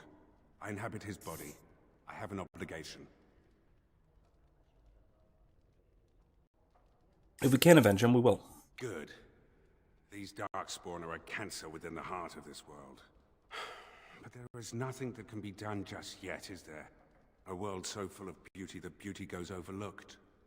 I must see it with different eyes. Yeah, the question of vengeance really is an interesting core one with respect to justice. And I think this is part of what's wrong with justice as a spirit, right? The character Justice. He understands justice in terms of vengeance, right? In terms of, if we're going to be, philosophically precise, of expiation. Returning harm for harm, even. Intrinsically, none of which is properly just. I gotta thank you for saving my hide today. There was that guy, and he was all, and I was, but then I got hit by an arrow. And then I fell over, and it was me, but you were there, and you were all, spectaculous. His mixing up of words has me thinking of Tigger now. I think I remember that vaguely. I'm gonna drink to you, Commander. Here's to the...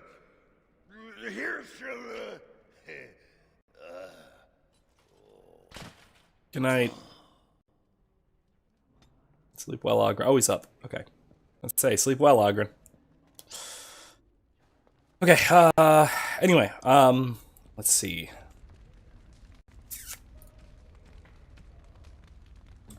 We still, so like I was saying, right, I was talking about, I was talking a good bit about, let's do that.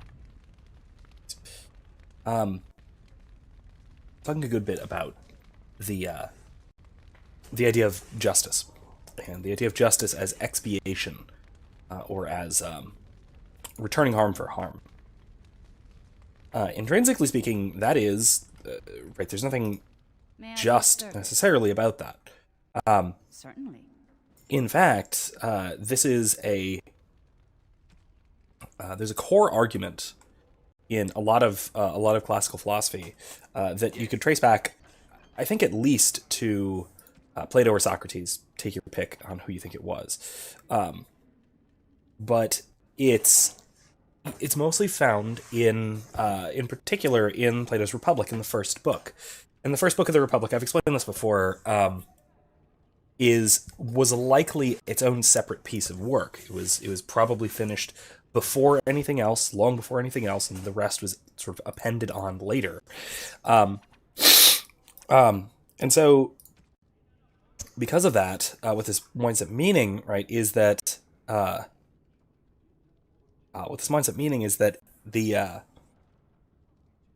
it's probably more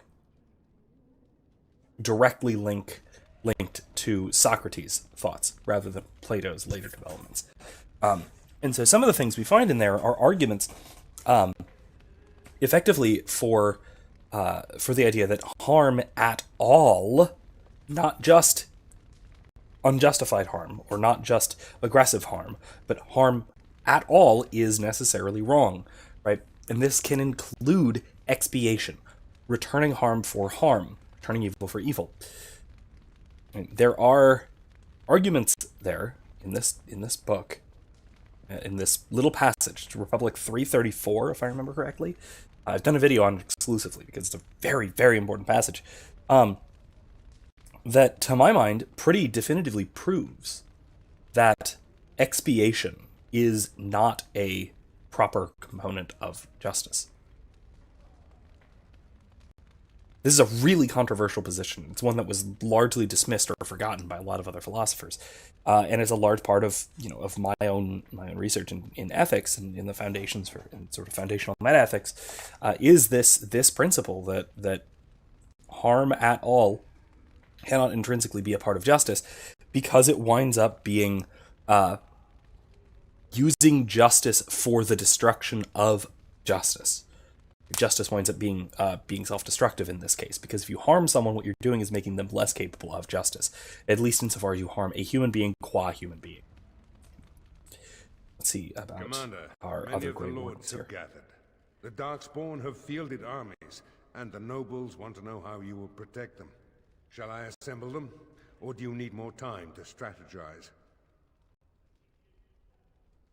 There's some things I must take care of first.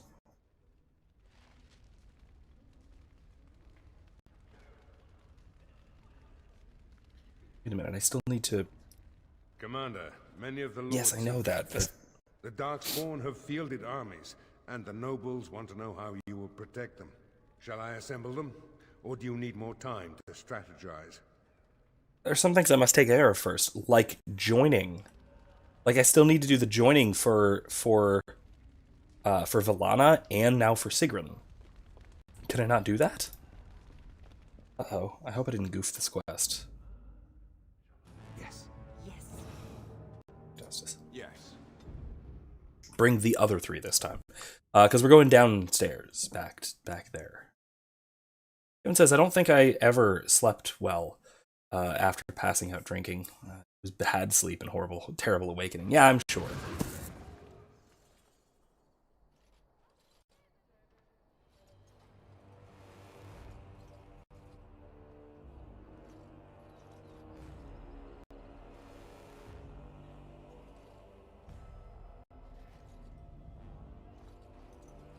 Terribly sorry about all that. Like I said, I've got nasty allergies going on here. Dexterity. Hunting. Yeah.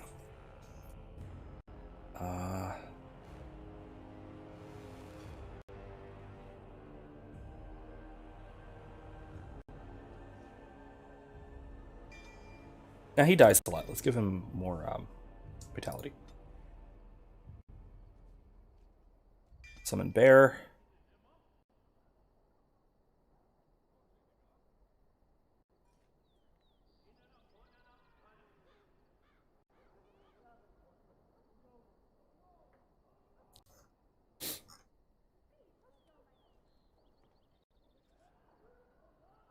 Should have made him a bard and a ranger instead of a shadow, but it's too late. Later. Okay, Villana.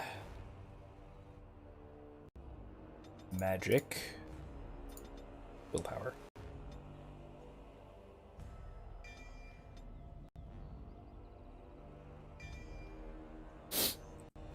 Elemental chaos.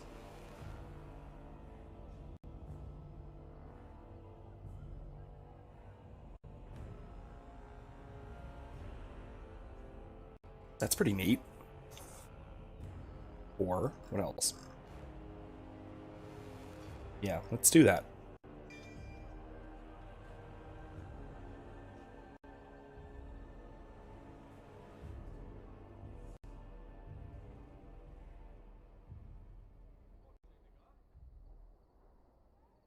Let's do glyphs. Glyphs are nice. All right, justice. Constitution. He needs more constitution. Yeah. Crafting that. That'll be fine. Okay, that's good.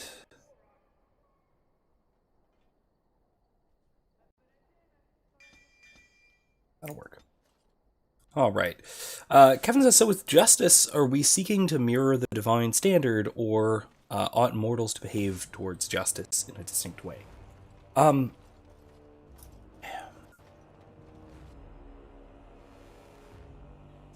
mean, okay, so justice will...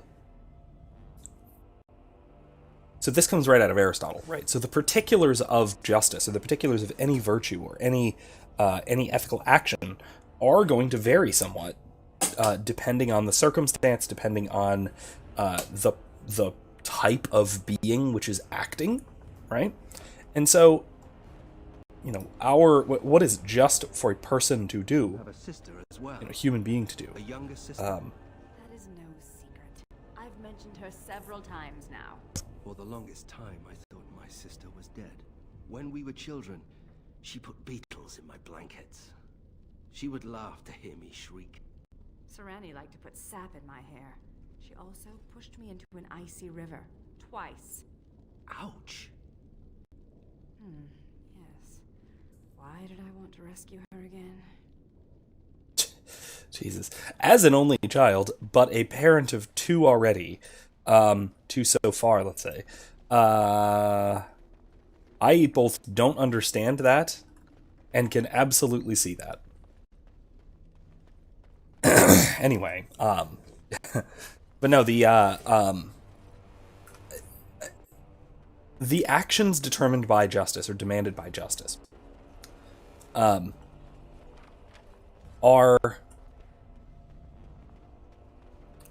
very much dependent upon what kind of creature is doing the action. What is just for us, or for me or you? We don't have that one yet. Really? Darn it. What's just for me or for you, it depends at least in part, upon who we are and what we are. So if I am a human being, particularly if I'm a human being with a certain social status, or with a whatever, right?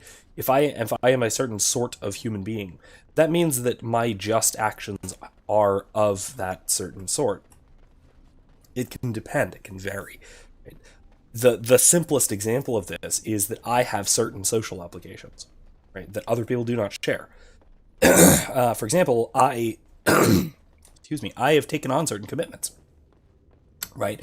So if I've taken on a commitment to my family, for example, which is a natural commitment, but it's still one that I have taken on by having a family, that means that there are certain things that would be unjust for me to do, but would be perfectly permissible for someone else to do. Like, go on vacation by myself for 2 weeks unannounced. You have not paid for your crime yet, mortal. Still stewing over Oh that, boy. are you? You have been freed, but you have not offered penance. Isn't being forced to listen to you penance enough? Right. So, so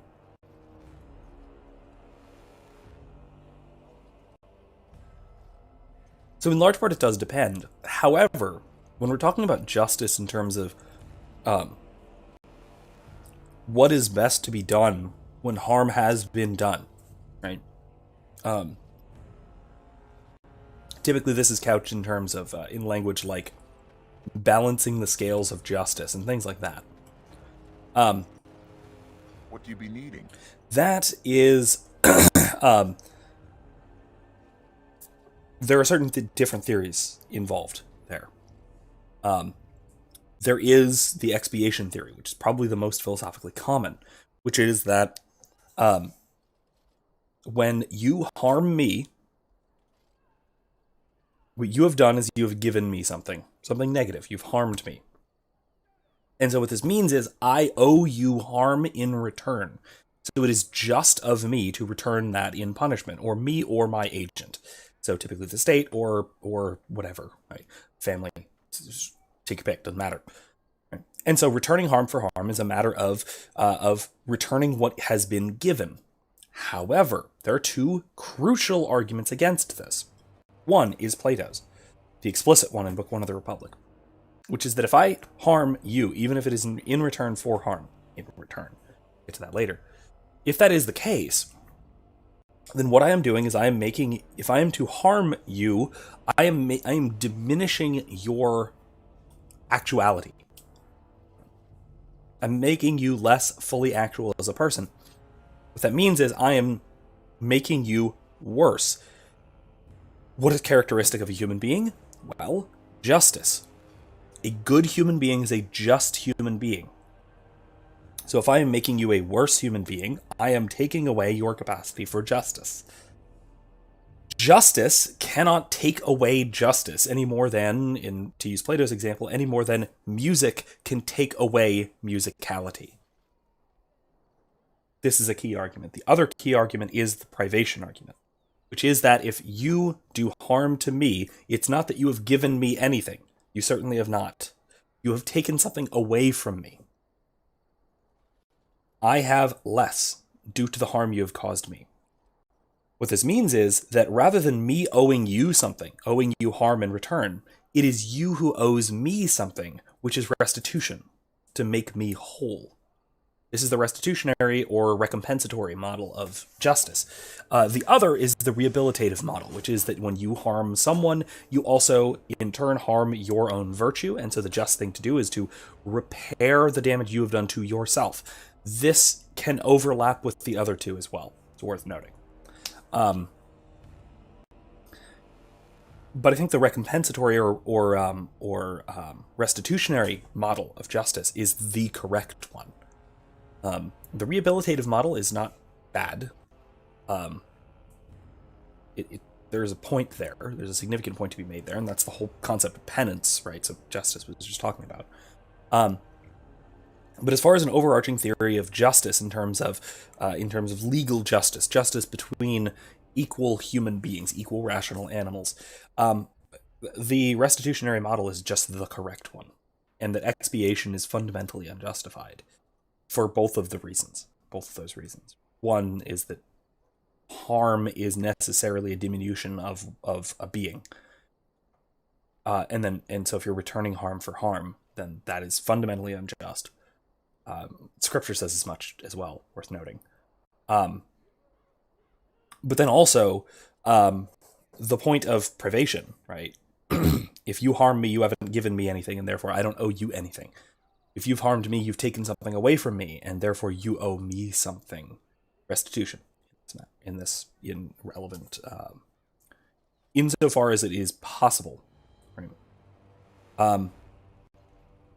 In some cases that becomes impossible, and those become fundamentally unjust crimes, and are things like murder cannot be repaired. And that's where you have restitution paid or given to, next of kin and that sort of thing. Which is incidentally why in most traditional societies, most societies with a common law system, kinslaying is the worst crime imaginable, because you see this especially in medieval Ireland, where kinslaying is the worst crime one can commit, because not only are you killing someone who is a close personal social relationship with you, but beyond that, you are killing someone and you are the beneficiary of their death, right? So if you were to repay damages to their next of kin, that would be either directly or indirectly repaying damages to yourself. You are, in a sense, intrinsically and closely responsible for the murdered party. And this is why traditional societies would either exile or execute kinslayers, almost without exception. And they were outcasts. Because it was the worst thing that one could do, because there could be no just restitution for it. So, I found this tablet in Calharol. Can you look at it? Aye, Commander. Baldric, come over here. Well, I'll be. We need to send this home, brother. Orzammar must know how the castless of Calharol acquitted themselves in their final hours. Castless bearing arms. Oh, that'll go over well. Those castless are heroes. It must be recorded by the Shaperate. Thank you, Commander. We'll see this is delivered into the right hands. Evan, did that answer your question? I'm not sure if that was the direction you wanted to go with that question, but there was a direction, at least. The lads are hard at work. You'll have your explosives. The lads are hard at work. I love his laugh. Your explosives. Oh, gosh. All right. Well, we can't do their joinings right now, I guess. So let's go to Amaranthine. We still have a side quest or two to do that is fairly important. I want to do the thing for justice, if nothing else.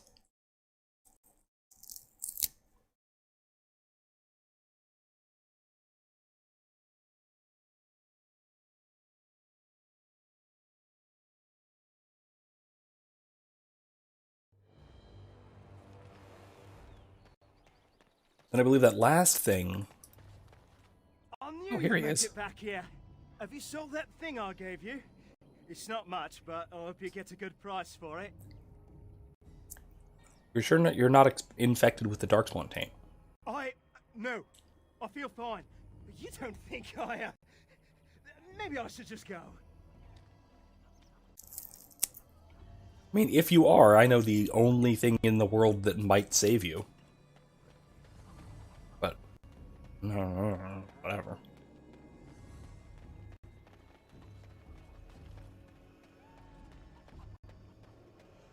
It's becoming a Grey Warden, by the way. It's the only thing. That'll actually become relevant in the next game.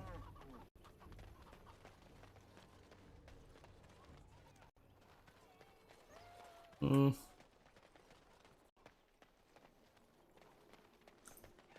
never thought we'd be rid of those smuggler rats. Thank you, Warden Commander.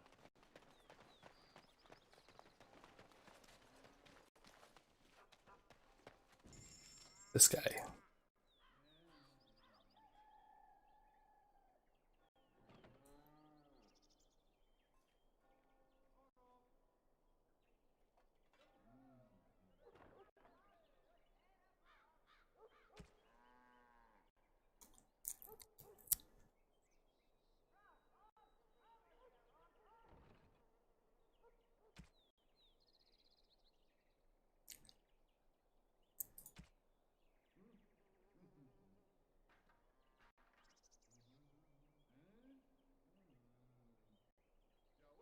That's a neat little thing that we never really used.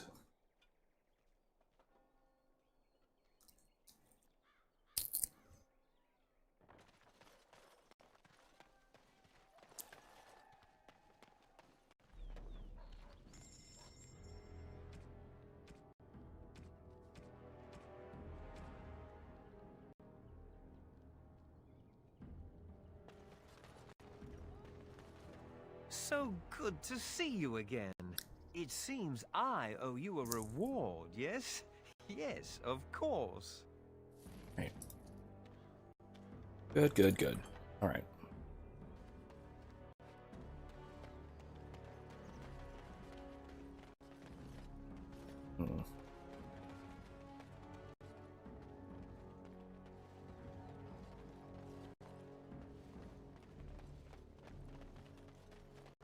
And I'm off.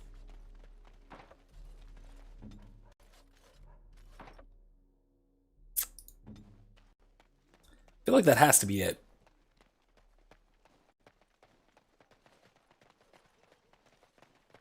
I don't know where else This thing you did. The murders of those men in the forest. his wife would be. What you did was wrong. You must make amends. And to whom should I make these amends? Those humans are dead, if you recall. You must make amends to humans. It was your condemnation of their race that led to your folly. I wouldn't expect that to occur anytime soon. I think we heard that conversation already.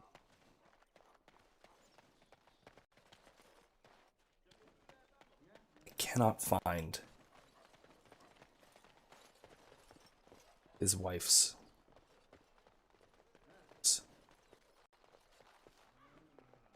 With trade halted, I can't get my silks from Denerim. As It's there just is awful. but one world, one life, one death. And says, I think there's room for all three in various circumstances.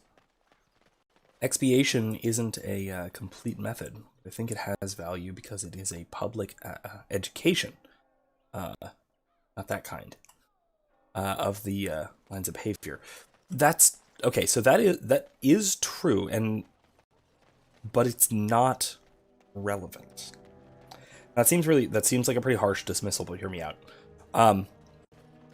It's interesting that this is a. What convinced me that is not a sufficient justification was actually Timothy Gordon, who is a staunch defender of capital punishment, as it happens, for purposes of expiation. Excuse me. He debated once Trent Horn, the apologist, about capital punishment. He also did another conversation about feminism. But the capital punishment one is the more relevant to this. And he argued that if the only justification for expiation or returning harm for harm is the good effects that come from it, whether for the rest of society, whether that means the rest of society in terms of education, the rest of society in terms of protection, whatever it might be, right?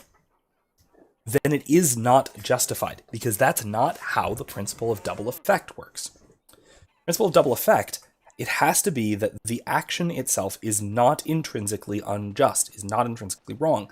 However, if expiation is not a justification in itself, returning harm for harm is not a justification in itself, then there can be no justification for capital punishment or returning harm for harm at all in general. Of course, this was not the intention Tim was making in this debate. Excuse me, that was not his intended argument, obviously. He was intending to argue the opposite, right? That because the principle double effect is not enough to justify capital punishment or retaliatory punishment in general. Here we go. I'll talk this out before I jump into this. Because that's not enough to justify it, it needs to be just in its own right. But as I think it was Hilary Putnam, philosopher, current living philosopher, said, one philosopher's modus ponens is another's modus tollens. If he says that if expiation is not fundamentally justified, then retaliatory punishment is not justified. He says retaliatory punishment is justified, therefore expiation is a sufficient justification.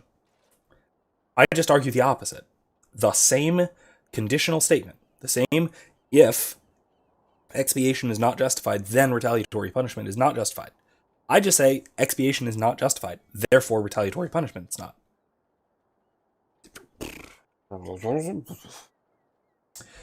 He almost accidentally convinced me in this one debate that his position was far more wrong than I had initially thought. I thought that, capital punishment could, at least in most circumstances, be justified in terms of the principle double effect. But that's a hard nut to crack, to say the very least. I don't want to go so far as to say that it's fundamentally, wrong in all cases, because that's probably heretical, if at least heterodox. And I don't want to go that far. But that, absent other possibilities of both exacting restitution and of preventing further harm, that it simply can't be justified. Kevin says, for example, the whipping of a lecher, painful but not permanent. Compulsion to labor in response to this or that offense. So compulsion to labor, sure, so long as it benefits the victim. Yeah, fine, call it slavery, but if you really, really want to. But unlike Disney Star Wars, I don't think that's an intrinsically bad word. Don't get the reference. Look up the Slave One Lego Star Wars debacle. It's dumb. Anyway, if you want to call it slavery, I guess you can. I wouldn't. I would call it forced remuneration. You are you have caused harm to somebody. You owe them a debt. You have no method of paying it except for labor. So you have to labor for them. Okay, that's just as far as I'm concerned, as far as I can tell. As far as the whipping of lechers, there are circumstances in which I could see corporal punishment like that, maybe even capital punishment in very, very narrow circumstance, being justified on this model. And that circumstance is only if the injured party, or the agent of the injured party, in case of next of kin or whatever, would demand punishment in place of restitution. Now, it would be wrong of them. It would be malicious of them. It would be vicious, right, non-virtuous of them to demand punishment in place of restitution. However, it would be within their rights under strict justice, I think. So if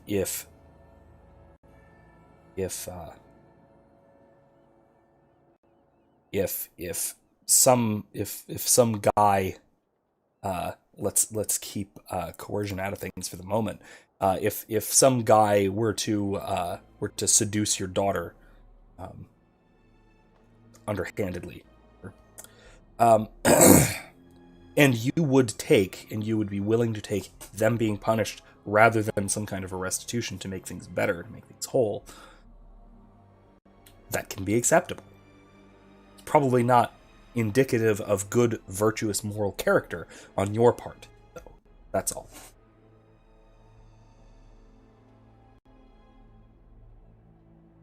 Because effectively it indicates that you would rather see the total amount of good in the world go down, right?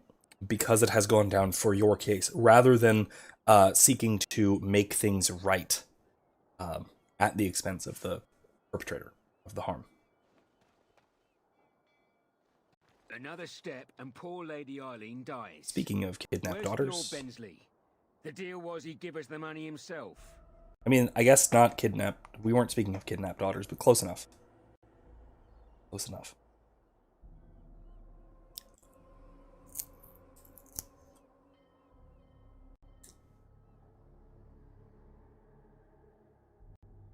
Bensley sent the commander of the Grey instead.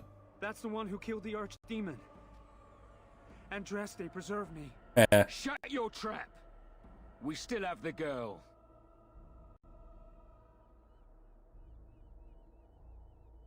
There's a river of blood behind me. Touch her if you dare.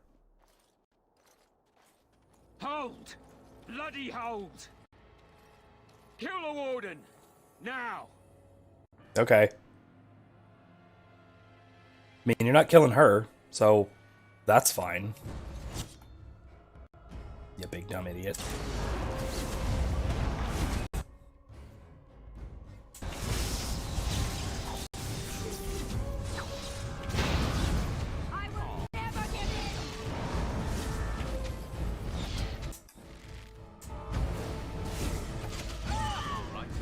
Oh. Get stunned. There she is. She's fine.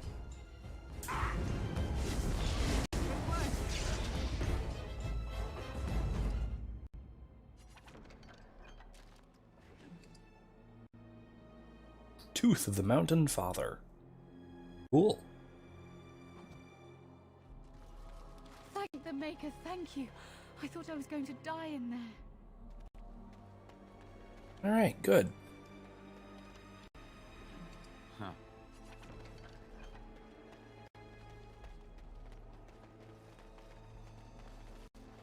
No, I can't wander around here. I think this is the same place that Liliana confronted Marjorie. Marjolaine, whatever. Or Elysian whore. Alright, back to Vigil's Keep, I suppose. Yeah? I really want to do that quest in the Wending Wood first. There was that one other side quest I really wanted to do, because I think it becomes relevant in the next game.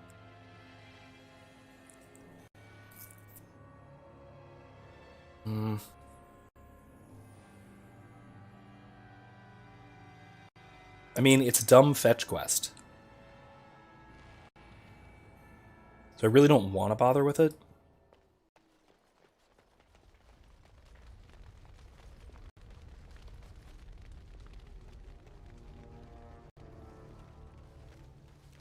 Your skin is peeling.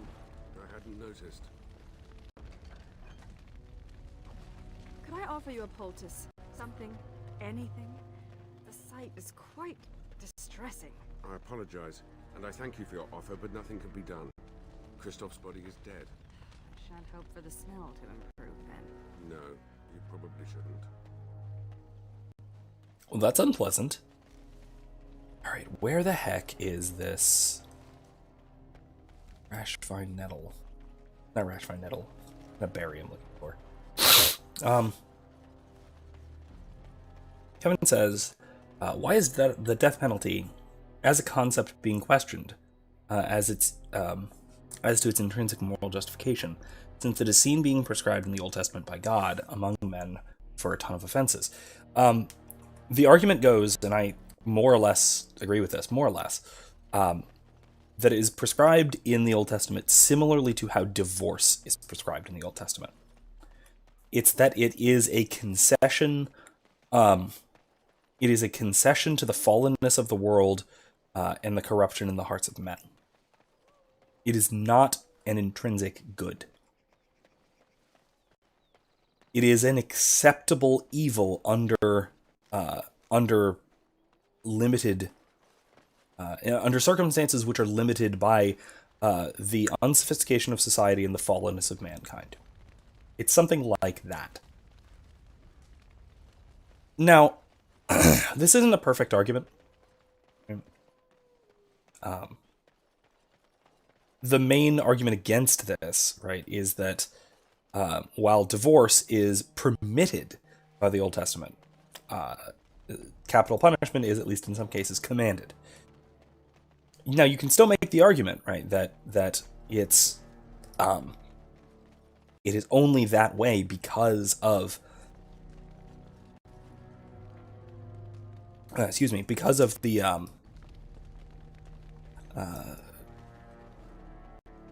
lack of civilized structures, if you will, or something like that, in society at the time, and because under certain circumstances, certain evils must be permitted, else greater evils will come to pass, something like that as well. So again, some of that is kind of sketchy. I don't tend to hold that capital punishment is intrinsically wrong. I don't tend to hold that it's intrinsically unjustified. Right? I tend to hold something like the Catechism's view, that it is. Oh, we already got that. That it is unjustified in all present circumstances, or nearly all present circumstances. There we go. There may be exceptions to that. I'm open to a few.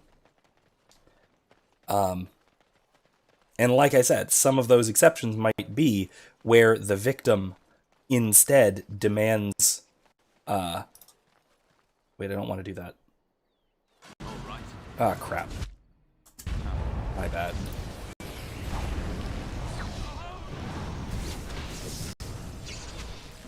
I didn't intend that. Thanks, Justice. Totally did not intend for that to happen. Oops. My statue of war. Oops. Well, they were already at peace, so I just killed the guy they were mad at anyway. In any case, right, so...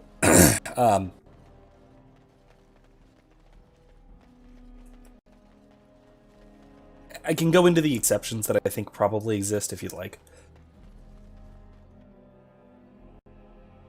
But in general, I think that it's not that it's fundamentally unjustified. It's necessarily contrary to justice. It's just that it is only justified under certain circumstances by something like the principle of double effect. Any luck? Did you find any northern... So if it's, for example, the only reasonable way to prevent further harm by the perpetrator, something like that, then it could be justified, right? And that's the sort of standard line. But that those circumstances are rare if they even exist in the present civilized world, at least in the West. Kevin said, I get the idea that modern application might be discouraged, but I don't like how people say it's wrong. Well, I'll say it's wrong. Right? I'm perfectly willing to say that it's wrong, at least under most present circumstances, that it is wrong given viable alternatives. I would even say that prison is usually wrong given other viable alternatives in the present world. There are exceptions to that. There are a lot more exceptions to that than there are to capital punishment, right? But in a great many cases that are actual real cases, even if someone did something that is truly unjust, prison is not necessarily the right response to that.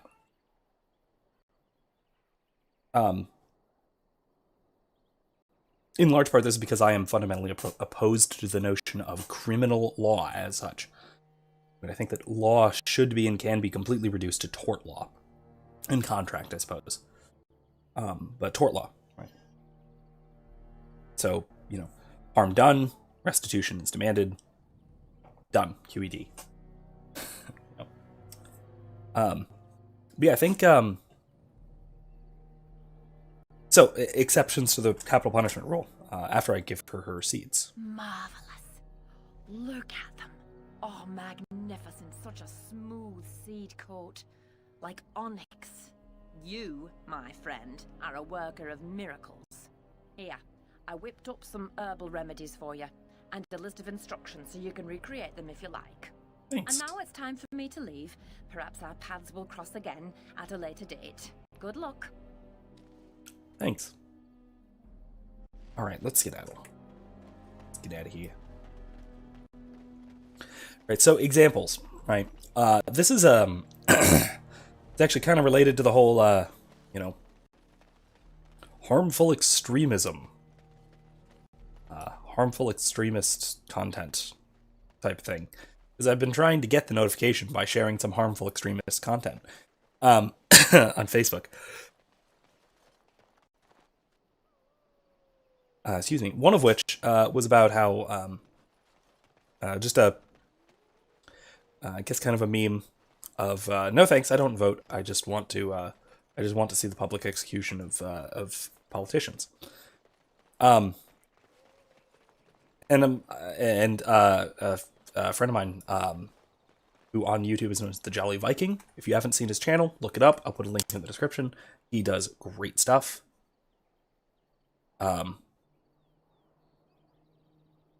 He commented that a quote from G.K. Chesterton, something along the lines of, "It is a terrible thing to consider how few politicians are hanged."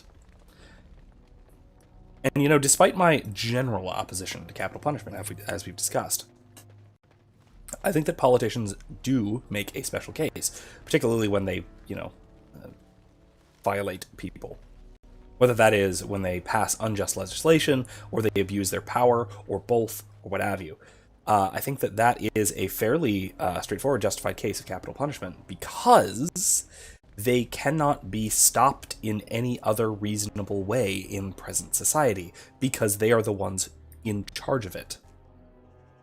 Because they rule our present society, stopping them through ordinary means, ordinary judicial means, is in large part impossible, or at least impractical. And so, the execution of unjust politicians is, I would argue, I might argue, I'm not fully convinced of this. This is one of those ideas that I have that I might not believe yet, but I probably do. Not certain about. But that it's probably justified. And of course that might vary depending on circumstance, and that might vary depending on nation, might vary depending on the politician. But that there are probably at least some circumstances in which that is perfectly possible. Maybe even a demand of justice. Although that's maybe a stretch. Maybe that's a stretch. I mean, if it's the only way that they can be reasonably stopped, then it would be a demand of justice, really. There we go. So good to see you again. It seems I owe you a reward, yes? Yes, of course. Any more? It is so good to see you. All right, let's get out of here. Okay.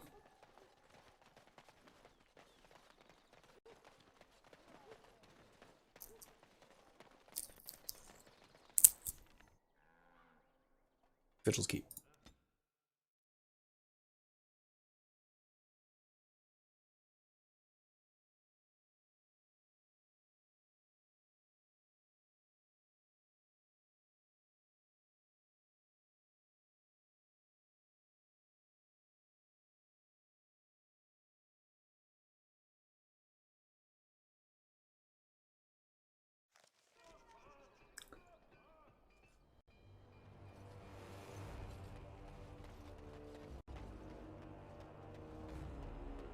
I think my bigger problem is the lads are hard at work.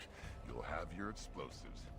We have this problem, which is honestly kind of endemic in Catholic circles in particular, where we have radicals on both sides who are being wildly unreasonable. On the one hand, you have the Nouveau Theology type school people, the neo-theists and the new natural law theorists and such, who do hold that capital punishment is verboten, that it's wrong, that it always necessarily violates the human dignity of the criminal. That it's just, simply and intrinsically wrong. Always and necessarily, regardless of circumstance, whatever, right? That can't be right, because, as you pointed out, it was commanded in the Old Testament. God cannot permit or even allow, by his decree, something which is intrinsically wrong. So it can't be simply and intrinsically wrong in all circumstances. Okay, so you got that one side. Then you got the other side, the Timothy Gordons of the world. And May I be of service? I don't want to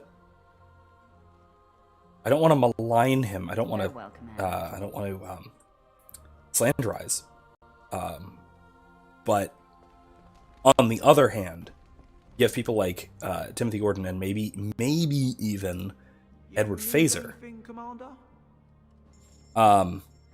who seem almost giddy for the prospect of capital punishment. And I think this is probably just as wrong. This is probably just as wrong of a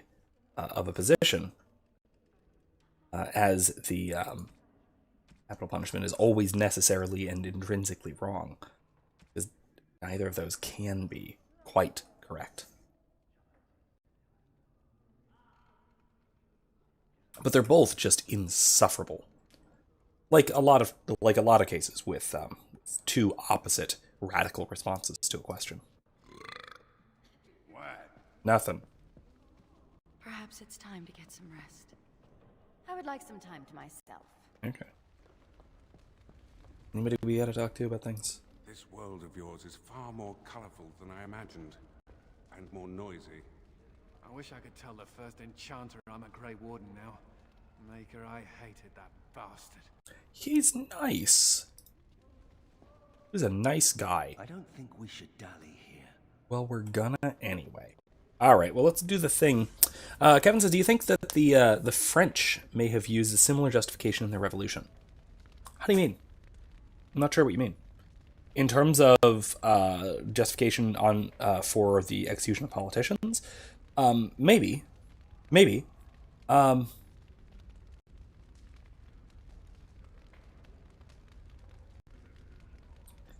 Yeah, and I think that.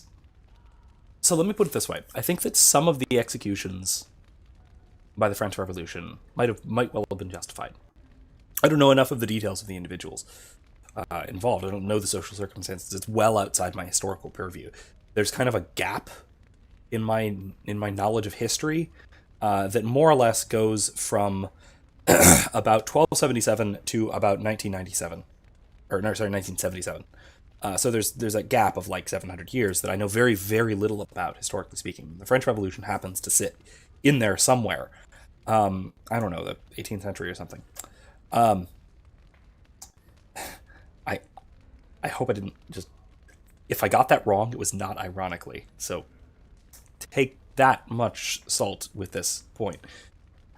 What I will say is, from what I know, and this much I do know, is that while certain executions may have been justified, even in the case of the French Revolution. Now, that may not be the case. Keep in mind, that may not be the case. I'm not committed to that. Certainly not all of them were.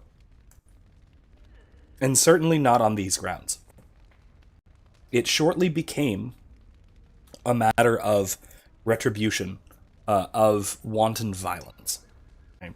I do know that many of those executed had been long deposed from their positions of authority and could be sufficiently kept away from the levers of power such that they could be prevented from doing further harm without execution.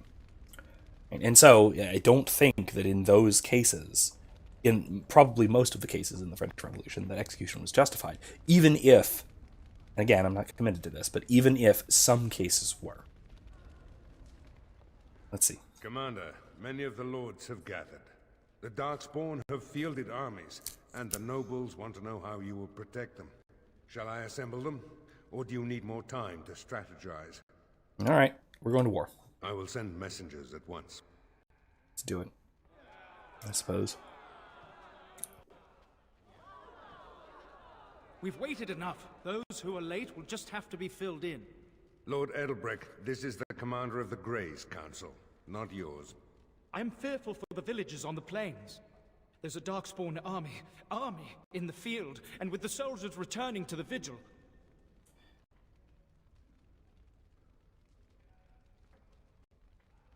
The enemy is out of fighting. We must find them and strike. This is no... Commander! Commander! What is it, girl? A Darkspawn army is within sight of Amaranthine. Maker, protect us. They're attacking the city? Amaranthine has been undermanned for weeks. She may not last long. Our forces cannot move quickly enough, but a small band might make it in time. But that's suicide. We must try.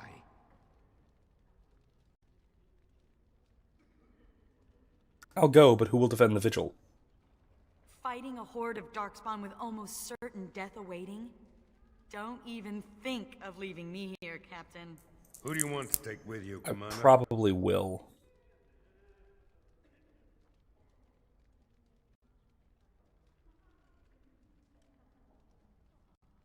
Justice, you're with me. As it should be. Our foes will pay heavily for their transgressions, this I swear. Who else will you bring? Nathaniel? Initially, I thought you were utterly mad to invite me to join your order. But redemption? A man could die for that, and feel good about it. Who else will you bring? Kevin says, my own thoughts on capital punishment are that it is a legitimate form of punishment, tragic, to be carried out solemnly, accompanied by vigorous spiritual preparation and never celebrated. Yes, again, so long as it's necessary. And I think that's the caveat. That's the real caveat that not just this edition of the Catechism, but the one that dates back to the 90s. The pre-revisionary version of the Catechism would say is that exactly what you said, however, that only if it is absolutely necessary, and if there are other viable alternatives, those alternatives should be taken. I think that's largely correct. I'm not completely closed off to the possibility that even in our present fairly civilized, post-Enlightenment West or whatever, that there are, I'm not going to say there are no cases where capital punishment is not justified. In which case, take the very, very simple case of where, for whatever reason, or in whatever way, that the justice system, the state courts fail. Whether that is because of whether that's because of a poor trial procedure, whether that's because of insufficient evidence, whether that's because of corruption, or simply whether that's because of the perpetrator not being caught in time or something like that, and someone is capable of stopping the wrongdoer, let's say, before they are capable of doing further harm, but the only way they have to do so is through what amounts to execution, right? Killing them. I think that's justified. It's almost impossible to make a solid argument for acting upon moral certainty, executing a guilty party, if you're doing so is the only way to prevent a further tragedy. Take a serial killer who you saw murder someone, but your testimony was not sufficient to prosecute them. Maybe even sufficient to prosecute, but not sufficient to convict them. And so you personally decide to watch them, see what they're doing, and prevent them from executing further harm. And they go to kill someone else, and you stop them with lethal violence. As far as I'm concerned, legally this is highly questionable, probably murder, but it's clearly justified, ethically speaking. Kevin says, I think it satisfies the debt towards victims. Okay, so that's where I certainly disagree with you, but you continue. Presents the perpetrator with the severe reality of their actions, fair enough. And as mentioned before, it solidifies the standard of behavior in society at large. Okay, but there are other ways of doing that. The first one I certainly disagree. It certainly does not satisfy the debt towards the victim. The debt towards the victim is for the victim or their agent, in the case of murder, to be made whole, or as close to whole as possible. Now, if this means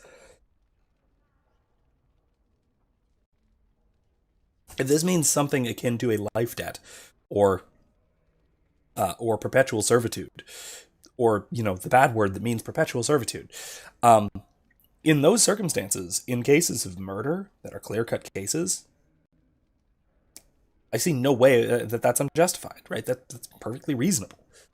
Certainly more reasonable and certainly more helpful to everyone involved than execution, right? Execution only multiplies the harm done. It does not actually right any wrong that's been done.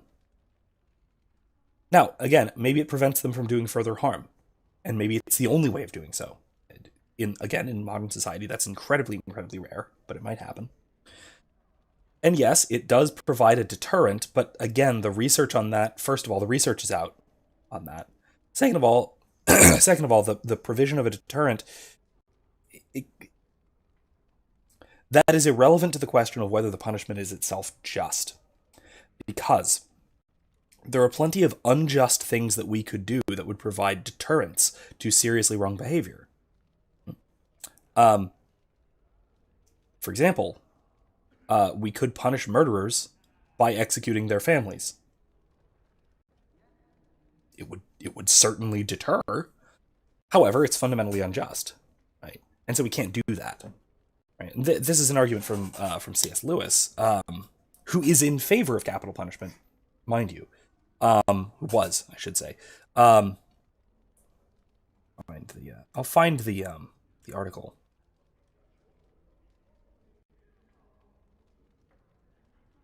But he was certainly against the idea that punishment is justified by its deterrent value or by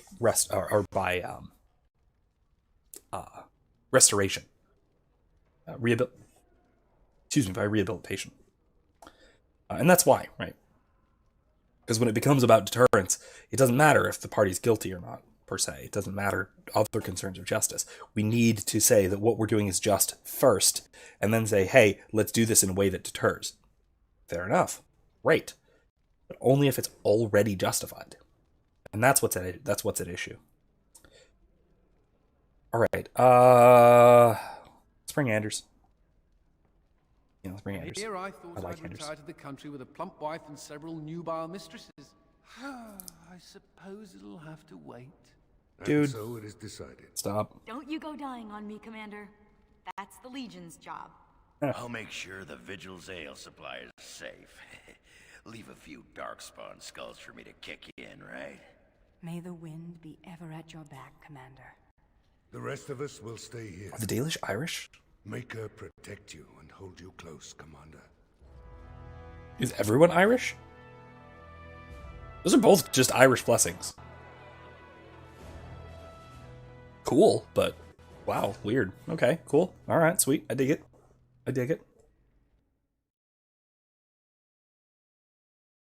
Maybe it's just because Ireland is culturally and historically speaking Catholic as all hell as anything else in the world, and the Chantry is very heavily influenced by scholastic and medieval Catholicism. Not scholastic, medieval Catholicism. Maybe Renaissance as well, honestly. That's actually a thing in a lot of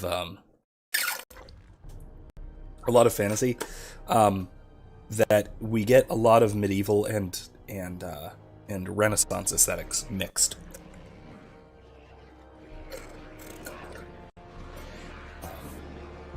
Often mixed very haphazardly as well, which is kind of an issue. Oh, jeez.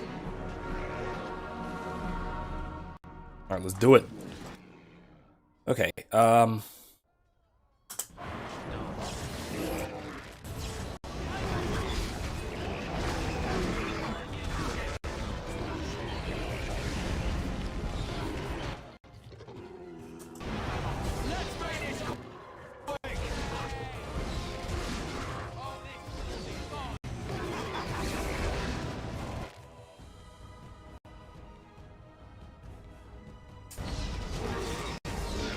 oh, come on. You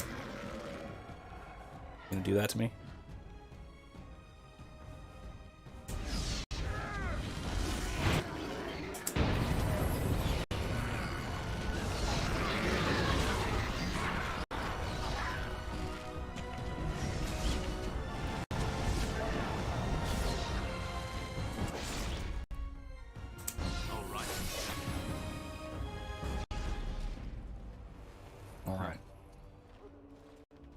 Please, Grey Warden, save my family. My family's in the city. Please calm yourselves while I speak to the Warden Commander. Warden Commander, I am glad you arrived I like when you this. did. It's a cool salute. But I fear there is little that can be done now.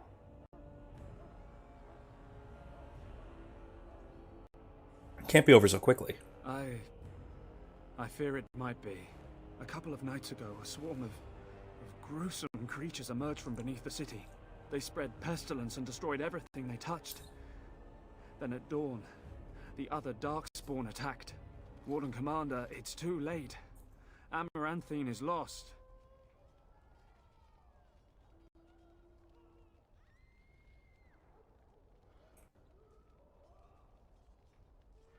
Snap out of it, man. People still live. The buildings might remain, but there will be few survivors so long after those creatures appeared. Their corruption is so virulent. At least a quarter of the city succumbed within the first day. Constable, there is a Darkspawn approaching, alone. Archers, take him down! Peace. Do not be killing. Only talk. Architect has a message for Grey Warden. What message? The Mother's army. It marches to Vigil's Keep. She attacks now. The Architect, he sends me to warn you. You must save the Keep, then finish the Mother in her lair. Why were you sent to warn us? The Architect wishes to have the Grey Warden's trust. He does not wish to see the Mother succeed. If we leave now, we may be able to make it back to the Vigil in time to save it. And what about the Darkspawn here? Soon, they will go to Vigil's Keep as well. The Mother, she wants the Keep destroyed utterly. The Darkspawn has a point. We cannot leave with this other army hot on our heels. The Constable says the city is lost. I say we destroy it, burn it, and all the Darkspawn within.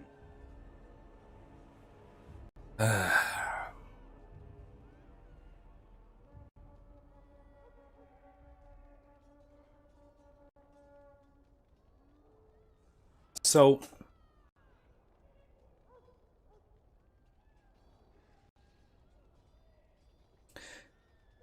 I am not sure what this decision entails.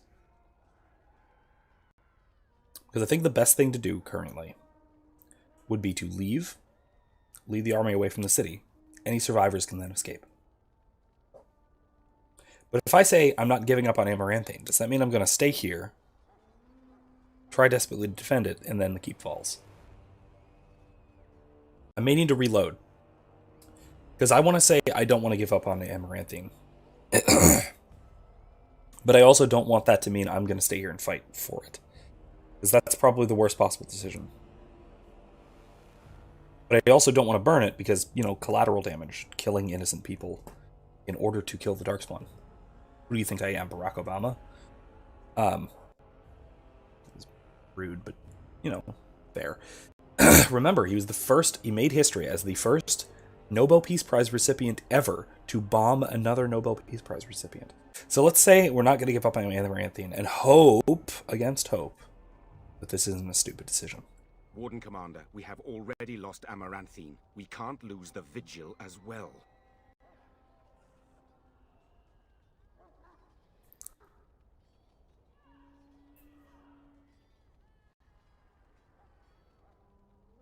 I have faith in the fortress I've built. Let's give this a shot and see what Commander, happens. we can't save Amaranthine if it's already lost. We can still save the Vigil.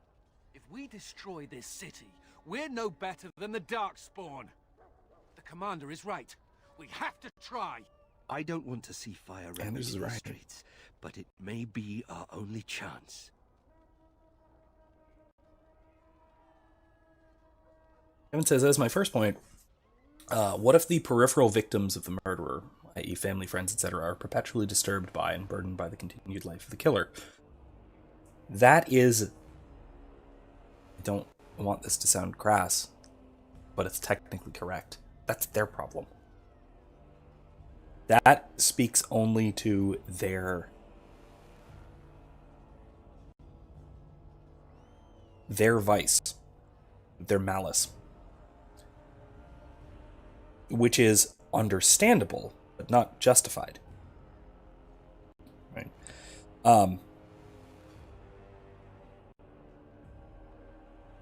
Wanting what is worse off for someone else is one of the most purely vicious and evil attitudes one can have. Even if it is for an otherwise good reason, for an emotionally satisfying reason.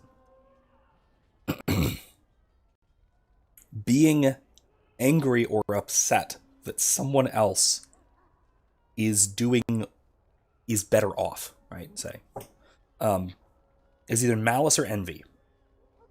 That's it. That's all it can be. So, the rational thinking person who is thinking, the rational thinking and ethical, virtuous person, would want what can be done to restore the damage, if that can be done at all.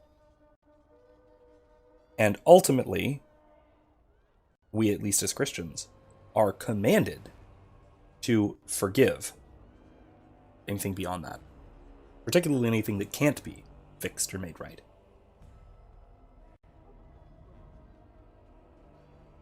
And this is the whole point of, I mean, a lot of people will say, we'll give this as a gotcha to Christianity. Well, what if a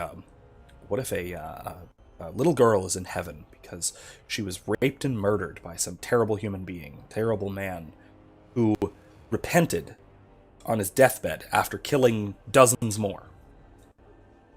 But she has to spend eternity in heaven with him. Wouldn't that be just terrible? I say no, that's beautiful. That they both can live eternally in perfect eternal friendship with God and with one another. The kind of forgiveness that involves is the most beautiful thing ever. Now, maybe that's not possible in our current state, right? Fine.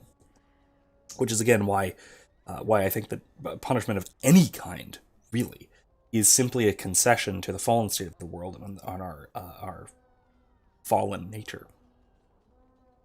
The after effects of original sin. But a desire to see someone die or see someone harmed because of something that they did, even if it was terrible, it's a moral fault. To be frank and straightforward about it, that is a moral failing. That is a vice. Now it is probably strictly justified, and it's probably not strictly speaking unjust to demand such a thing. And they could do so. I don't think that they ought to be prevented from demanding such a thing. But it is not what they ought to want. And what they ought to want is things to be made right, and absent that, forgiveness. Christian ethics are very difficult. This is not an easy thing to ask. Speaking of, what if there's a chance we could save someone? Anyone? It would take a miracle. I will follow your lead, Commander. No. If you stay, the mother will get what she wants.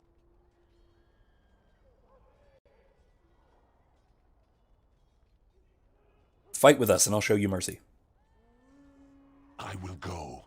I will do as the Grey Warden bids. Amaranthine, then. The Darkspawn are never disorganized on their own. Something must be leading them. If we eliminate the Darkspawn leadership, we can go about finding survivors. Good luck to you. And make her watch over us all. Alright. Let's do it. Clear out the damn city. Oh, it's saved. Alright, this will be a terrible mistake. But let's do it anyway. And I'm off.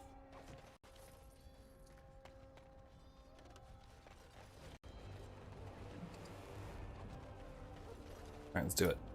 Let's go, go, go.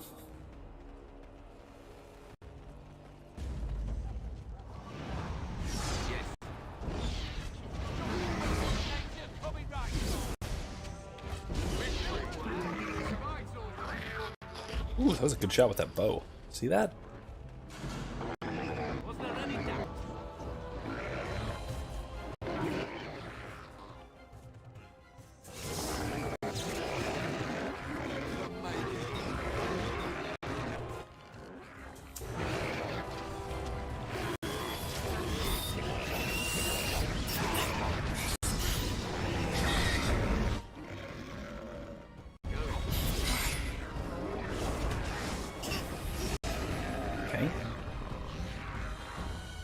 Can't use my big bad AoE attacks because there are civilians.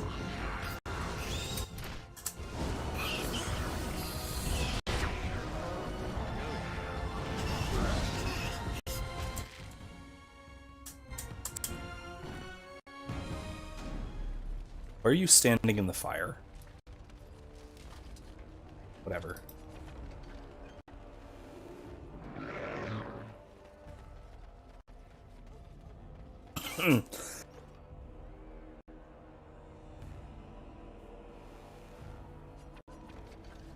Who houses, feeds, and cares for the murderer?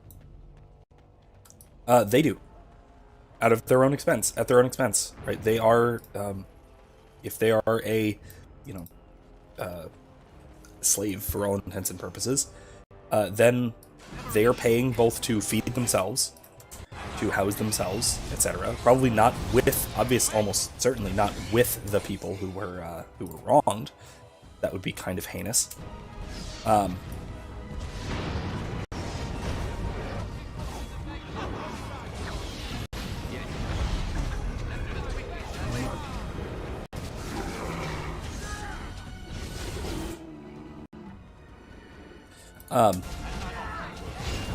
But they would be responsible both for themselves and for whatever they owe. I mean, it's the same as anyone else who has a debt, right? We compel debtors to pay in the same way we would compel criminals to pay. Effectively, it would just be a tort system. It would be a system of tort law.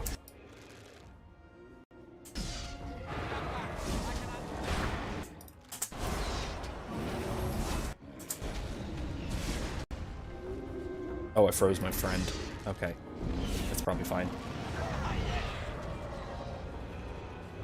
Well, he looks like a Darkspawn, because he is one. It's not my fault. Anyway.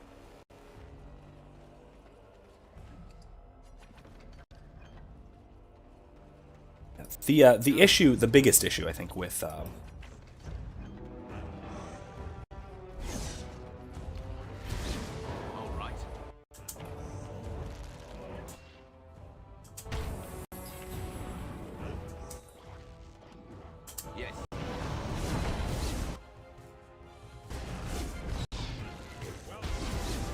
the biggest issue, I think, with a sort of restitutionary model is that when someone is murdered, the debt is infinite, is quite literally infinite in value. This is a problem, obviously, because you cannot pay an infinite debt, even in a lifetime, right? So the payment would simply have to be as much as could be paid in a lifetime. Uh-oh.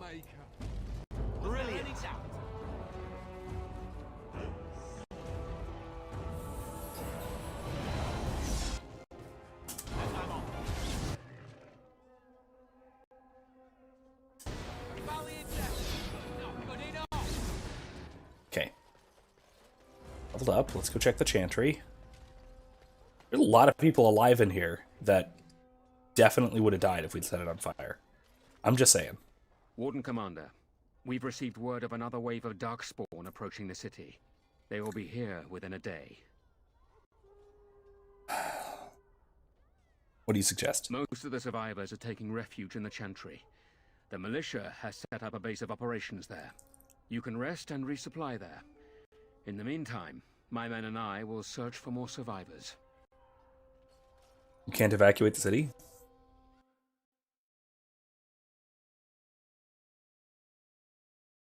I would definitely say at this point, they'll be here within the day. That gives us at least several hours to fully evacuate the city.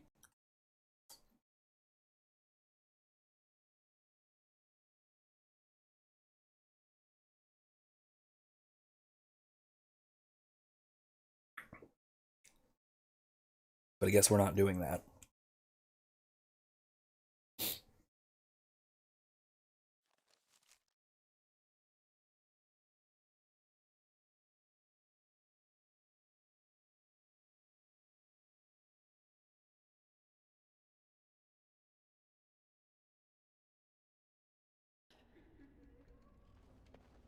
Going.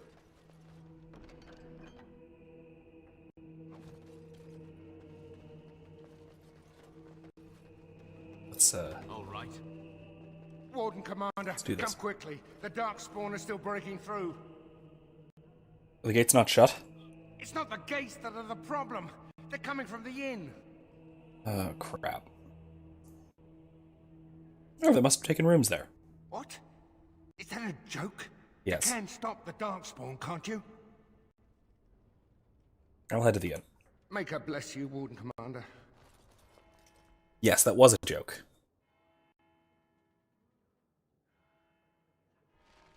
I thought it was a decent one, too. That was pretty good.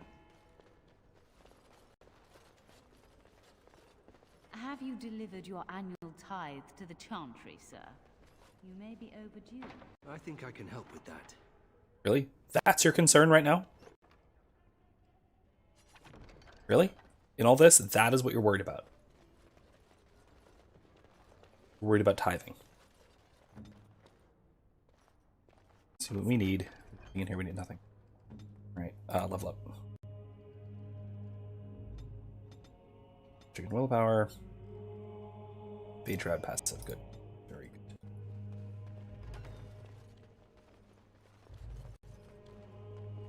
Okay. Onward and outward. He sells stuff. Sell that. Those.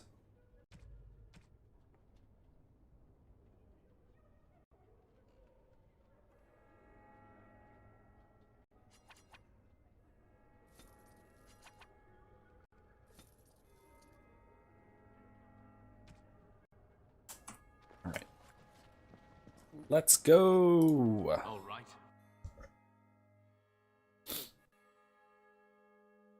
I think we'll be able to finish this battle tonight, but we're going to have to finish off the Mother and deal with the Architect next week.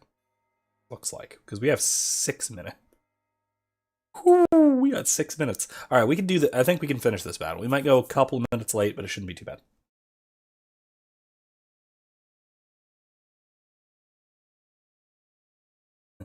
Erica says Dalen has the driest sense of humor. Yes. His cousin Hawk got much more of the humor of the family.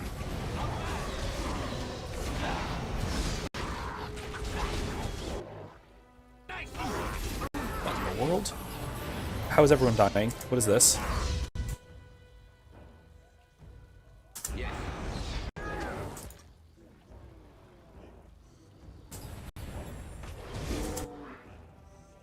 How did that happen?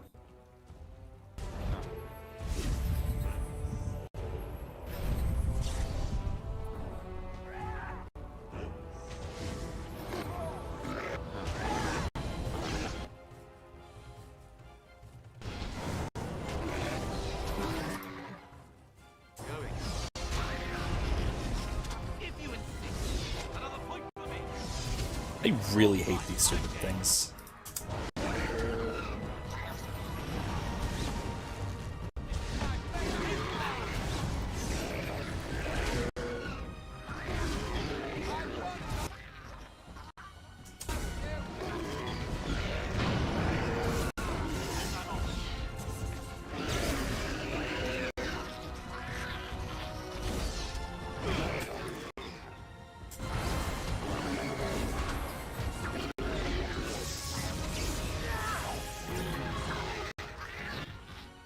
Jeez. All right.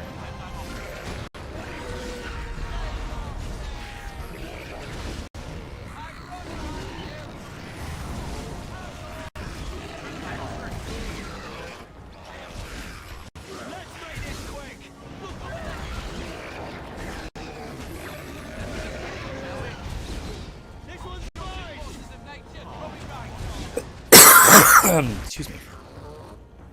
Okay. Let's turn that off. I need lyrium, or I need mana. All right. To the inn.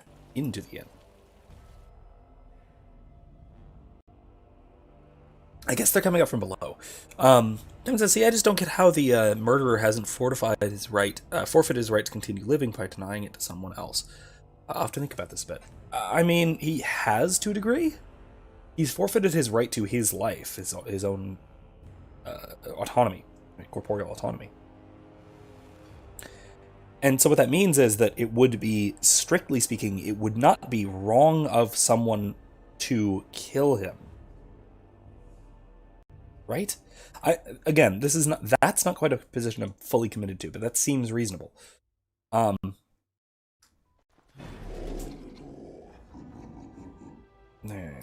You. Crushing Prison. That didn't work at all. Okay, let's go Firestorm. Right there.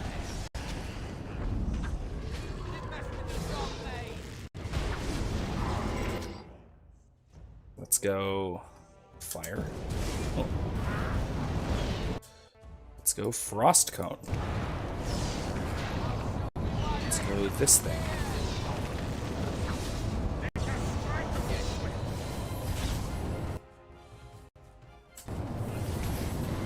Some stamina.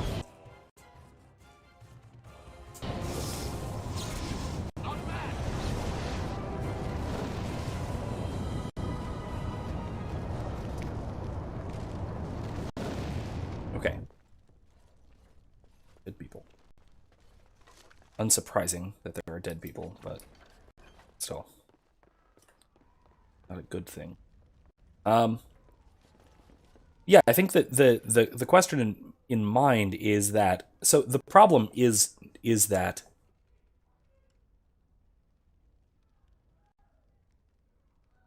returning harm to the wrongdoer, the murderer, killing the murderer in this case, does nothing to actually help to restore the victim or victims. Now, this isn't to say that they can be, restored to life, obviously, but their next of kin can be compensated to a degree, and that is invariably a good thing.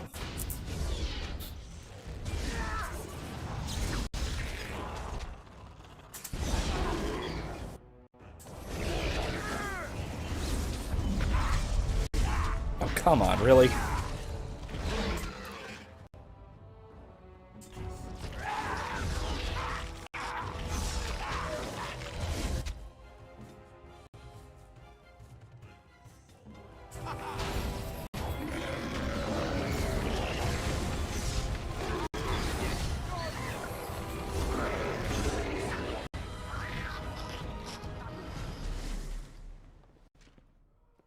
So let me put it this way. It's not that... It's probably not that... It's probably not the case that killing the murderer is a crime. But it is indicative of vice on the part of the injured party or next of kin at the injured party. The fact that they would want the murderer put to death rather than any kind of recompense made is an indication that there is some manner of vicious malice present. Kevin says, I guess it's my deeply ingrained upbringing that's giving me the difficulty here. I've always been taught and believed that if you take life on purpose, then you lose yours to make it square. See, that's the thing, is making it square is the problem, right? So it's a kind of returning harm for harm. And that is fundamentally based on on the idea of harm as a positive thing, right? As a metaphysically, ontologically real thing that can be exchanged. Rather than thinking of it in terms of, if you take something from someone, you owe it back to them. Right? And so if you take someone's life, you owe your life to them. Right? And the way one way we might fulfill that is, if you owe your life to someone, is you will work your life, you will do everything in your life, you'll do everything in your life to to make things right for them, to help them, effectively. As best you possibly can, at least. Alright, you need to be crush imprisoned. That didn't work at all. Alright, fine. Then do this. What the hell is this? Curse of Mentality. Shit. That's not great.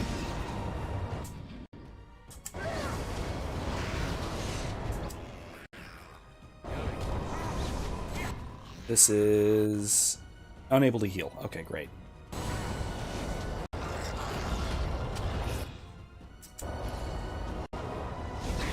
Steal some magic.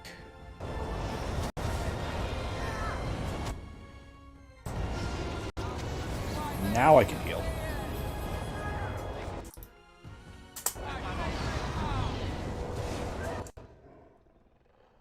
And roll.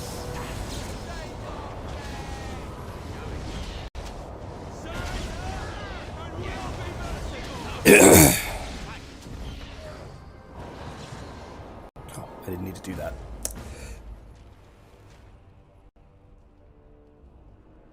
Yeah, and I think that that's a common enough way of looking at things, Kevin. I don't think that you're, I don't think you're crazy for thinking that. That's just a very common error, I guess I would say, is that we very, very often will make this kind of mistake in particular. Right? We think of justice in terms of balancing the scales rather than doing the good, right? Doing what is good. Lemeth's broomstick? In the world? How did he get that? Whoa. That's much better. I'm going to equip that. That's awesome. Heck yeah. Alright, that massively increases my elemental damage. Right, but we're all very prone to make this error in particular because to be fair, it's a fairly pagan way of understanding justice, but it's a very common way of understanding justice. A lot of our society is based on the idea of returning harm for harm. Because it balances the scales, so to speak.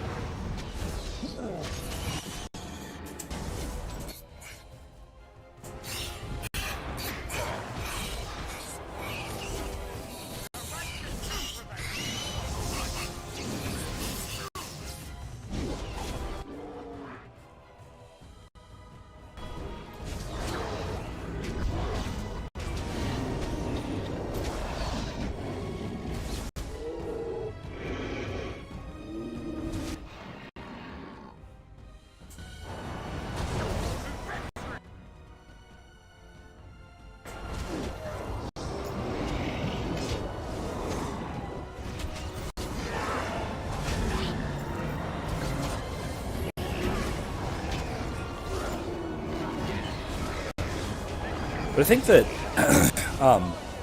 I'll say again, one of the things is something I just said that I think is pretty crucial for understanding this distinction, right? Is that we too often think of justice as balancing, right? Rather than justice as making things right, as returning things to the way that they ought to be, or making things the way that they ought to be. This is radically different to how we might think of justice in the quite frankly more pagan sense of balancing the scales. Justice in this sense is about justification, making things right, making things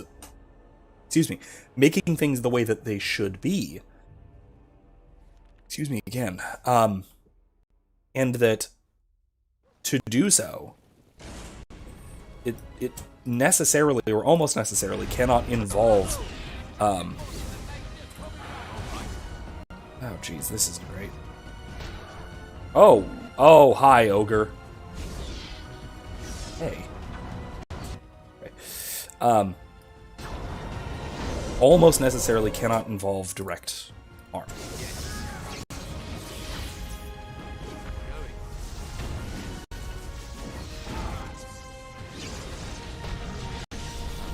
Damn, Justice is beefy.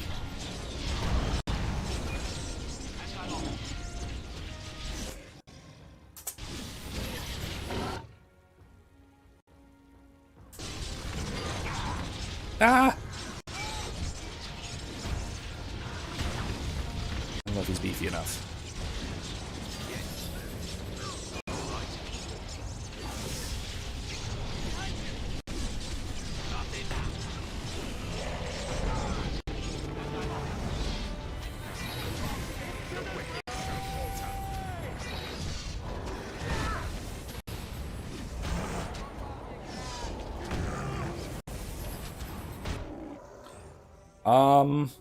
I know how to fix this. That didn't work.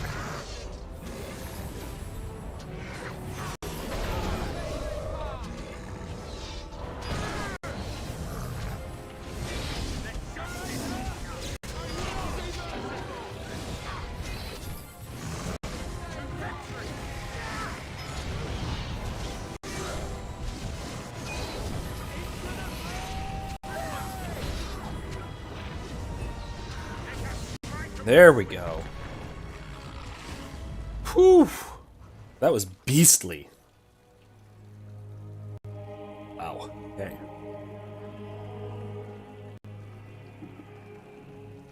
Saved Amaranthine. We did it, Patrick! We saved the city!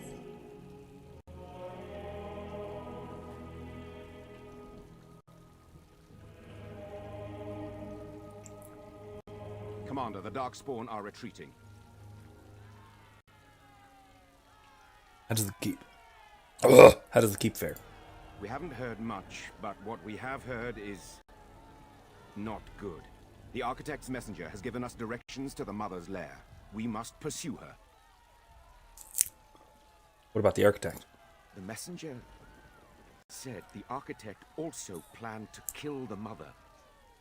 I do not know what to make of that.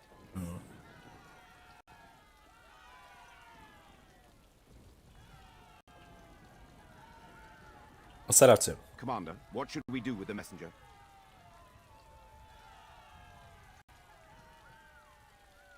Well, he's a Darkspawn.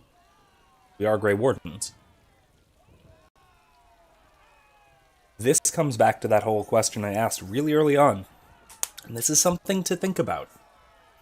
Is the purpose of the Grey Wardens to defeat the Darkspawn or to defeat the Blights? I'm leaning towards defeating the Darkspawn. But it's a really interesting open question that will have some serious implications next time. It shall be as you say. Make her watch over you, Commander. Alright. Let's grab everything we can. Let's level up. Who do we have to level up? Okay, 2 of them. Lamppost in the winter? Ooh, I recognize that. My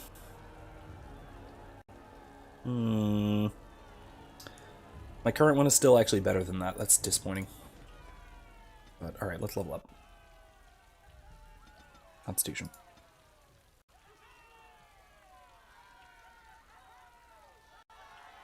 Second wind. Actually, no. No. Air of insolence? Yeah. Yeah, alright. Taunt. Cunning, dexterity.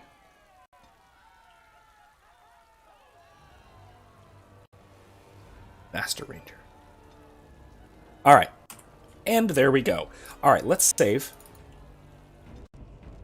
And next time, we will go after the Mother. We'll see what's up with the Architect. That should actually take us to the end of this DLC, finally. And we'll see what to do from there. We're probably going to next week we're probably still going to be able to start Witch Hunt, which is the next major DLC, which is about tracking down and finding Morrigan and our son. Paul. So that will probably start next week. We might finish it the following week, and then we'll see from there. So it looks like maybe 2 more weeks of Origins before we get to Dragon Age 2. I will be prepared to start it midstream, so I'll do that, and then I'll just sort of reformat it after the fact, split it up, something like that, but we'll see, and put it in separate playlists. Anyway, thank you all so much for joining me. Kevin, thank you so much for the new chair. I am absolutely loving it so far. It's weird and it's different, but it's so much better for me in pretty much every way. My old faithful, goodbye. You have served me very, very well over the years. Now you'll serve the cats. I have 2 cats, and they love the chair already, so they're gonna be using that as a bed, and as much as it pains me, probably as a scratching post in the future. Anyway, thank you all so much for joining me again tonight. We'll be back here Monday to continue in Nier Automata. We're probably going to finish up, if I am not mistaken, finish up 9S's story and move on to 2A, I think. E2, whatever. And then back right here next Thursday to probably, almost certainly, wrap up Dragon Age Origins. Or at least Awakening. I doubt we'll finish Witch Hunt next week, but we'll see. Who knows? It's not very long. So we'll see. Anyway, once again, thank you all for joining me. Good night, everyone. See you next time.